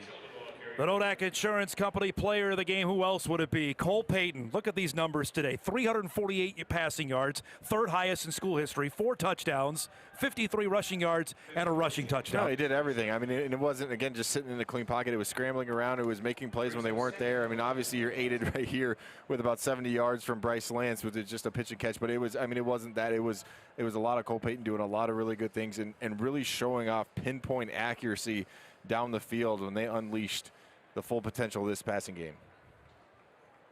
A lot of smiles for that guy who's been waiting his turn, and it has been 3 tremendous performances to start. And probably the most important thing that Tim Polasek will tell you, Kyle, no turnovers. Right. I mean, I don't want to say maybe it is the number one thing. I mean, obviously winning the football game and, being a leader and all of those intangible things that go with it. But if you can take care of the football, especially the way the NDSU wants to play, in running the ball and playing good defense, right? The mantra hasn't changed. The formula hasn't changed in a number of years. If you can do that first and foremost, you're going to give yourself a really good chance to win a lot of football games. Bison will head into the bye week. Looks like relatively healthy out of this game. Off of 3 performances, they scored 38 in the opener, 59 last week, 41 this week.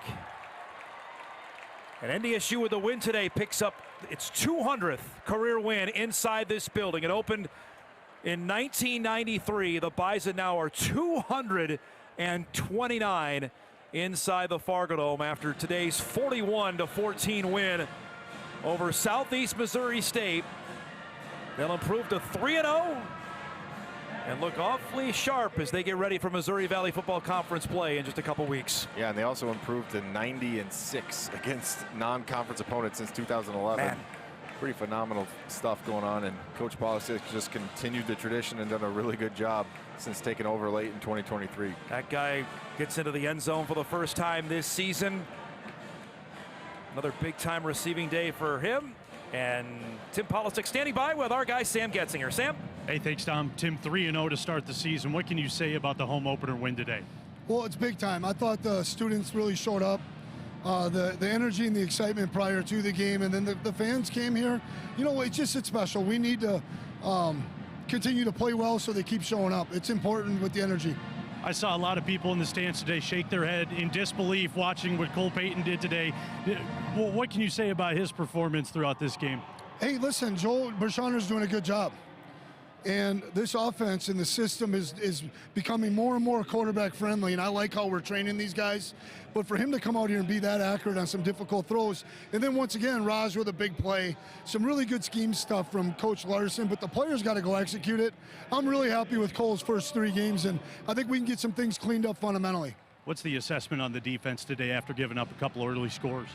I think it's pretty good. I think Simo had some athletes, and there was a really nice scheme. Bringing number 1 underneath number 2. We didn't have a presence from the linebacker position there on that play. Our hat goes, we thought they had some stuff that would challenge us, but overall, getting some stops and getting some momentum, takeaway. And then the pressure on the quarterback was really good. I want to look at the film and just see, where were we not able to finish, because I really like the tenacity. All right, thanks, Tim. Congratulations. Thank you, guys. Appreciate it. Don, back to you. Thanks, Sam. Always things to work on, but got to be a lot of smiles after how this team has played through its first 3 games, which all of them have been maybe more impressive than the last. Sam's got the player of the game in Cole Payton. Thanks, Tom. Cole Payton is our Nodak Insurance player of the game. Cole, we haven't seen a performance like that from a Bison quarterback in quite some time. What can you say about the win here today? It was a great overall team effort. We wanted to take the ball. We've been taking the ball. If we won the toss, obviously we didn't win the toss, but happy to have the ball. And just shout out to the Rams up front, protecting us. We were playing a team with some matchup coverages, and obviously we have the best wide receiver room in the country, and so just giving me some time to air it out to our wide open receivers. Shout out to those guys. How much more comfortable does it make you feel for you when Raja Nelson and Bryce Lance are putting up performances like they did today? So much more comfortable. They're vets on this team, they're leaders on this team, and just feeding off each other's energy. I wouldn't want to play anywhere else. 3-0 heading into the bye week. What have you learned about this team so far this season? We're pretty good, but we've got a lot to work on. There are plays out there I wish I had back. We wish we had back, especially as an offense. We got to score touchdowns in the red zone. And that's the beauty of it is we're pretty good, but the sky's the limit, and so we're going to go back to work and keep improving. All right, thanks, Cole. Congratulations. Cole Payton is our Nodak Insurance player of the game. Thanks, Sam. 562 total yards of offense today, 348 off the left arm of Cole Payton. Yeah, it's looking like a true veteran right there. Hey, we're good. We still got to get better. There's an old saying, pretty much every coach I think I've ever played with, you're either getting better or you're getting worse. There is no staying the same. So, it's impressive as they've been. It's always go back to the drawing board. What can we do better? What can we improve? They know they'll see better teams down the road.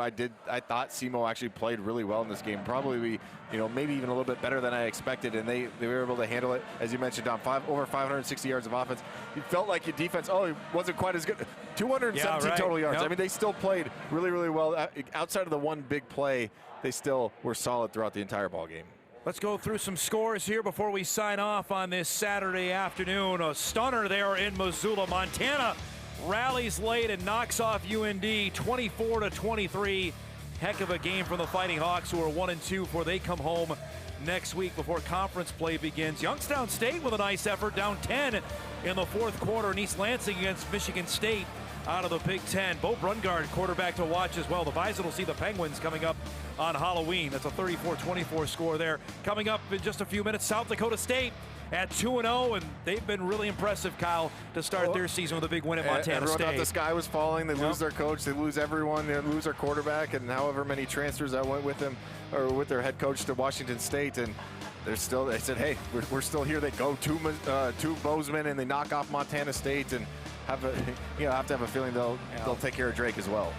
South Dakota with an overtime win to get its first win of the season. The Bison will see the Coyotes 2 weeks from today on homecoming for the Missouri Valley Football Conference lid lifter at the end of September.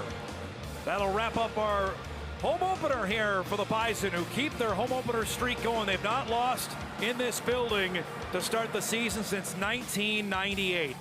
Thanks to our great crew that had everything set up a couple days in advance. Another tremendous job by them. Don't forget, Bison Postgame Live coming up in just a few minutes on WDAY Plus at Inforum.com. Highlights, you'll hear from all the Bison players.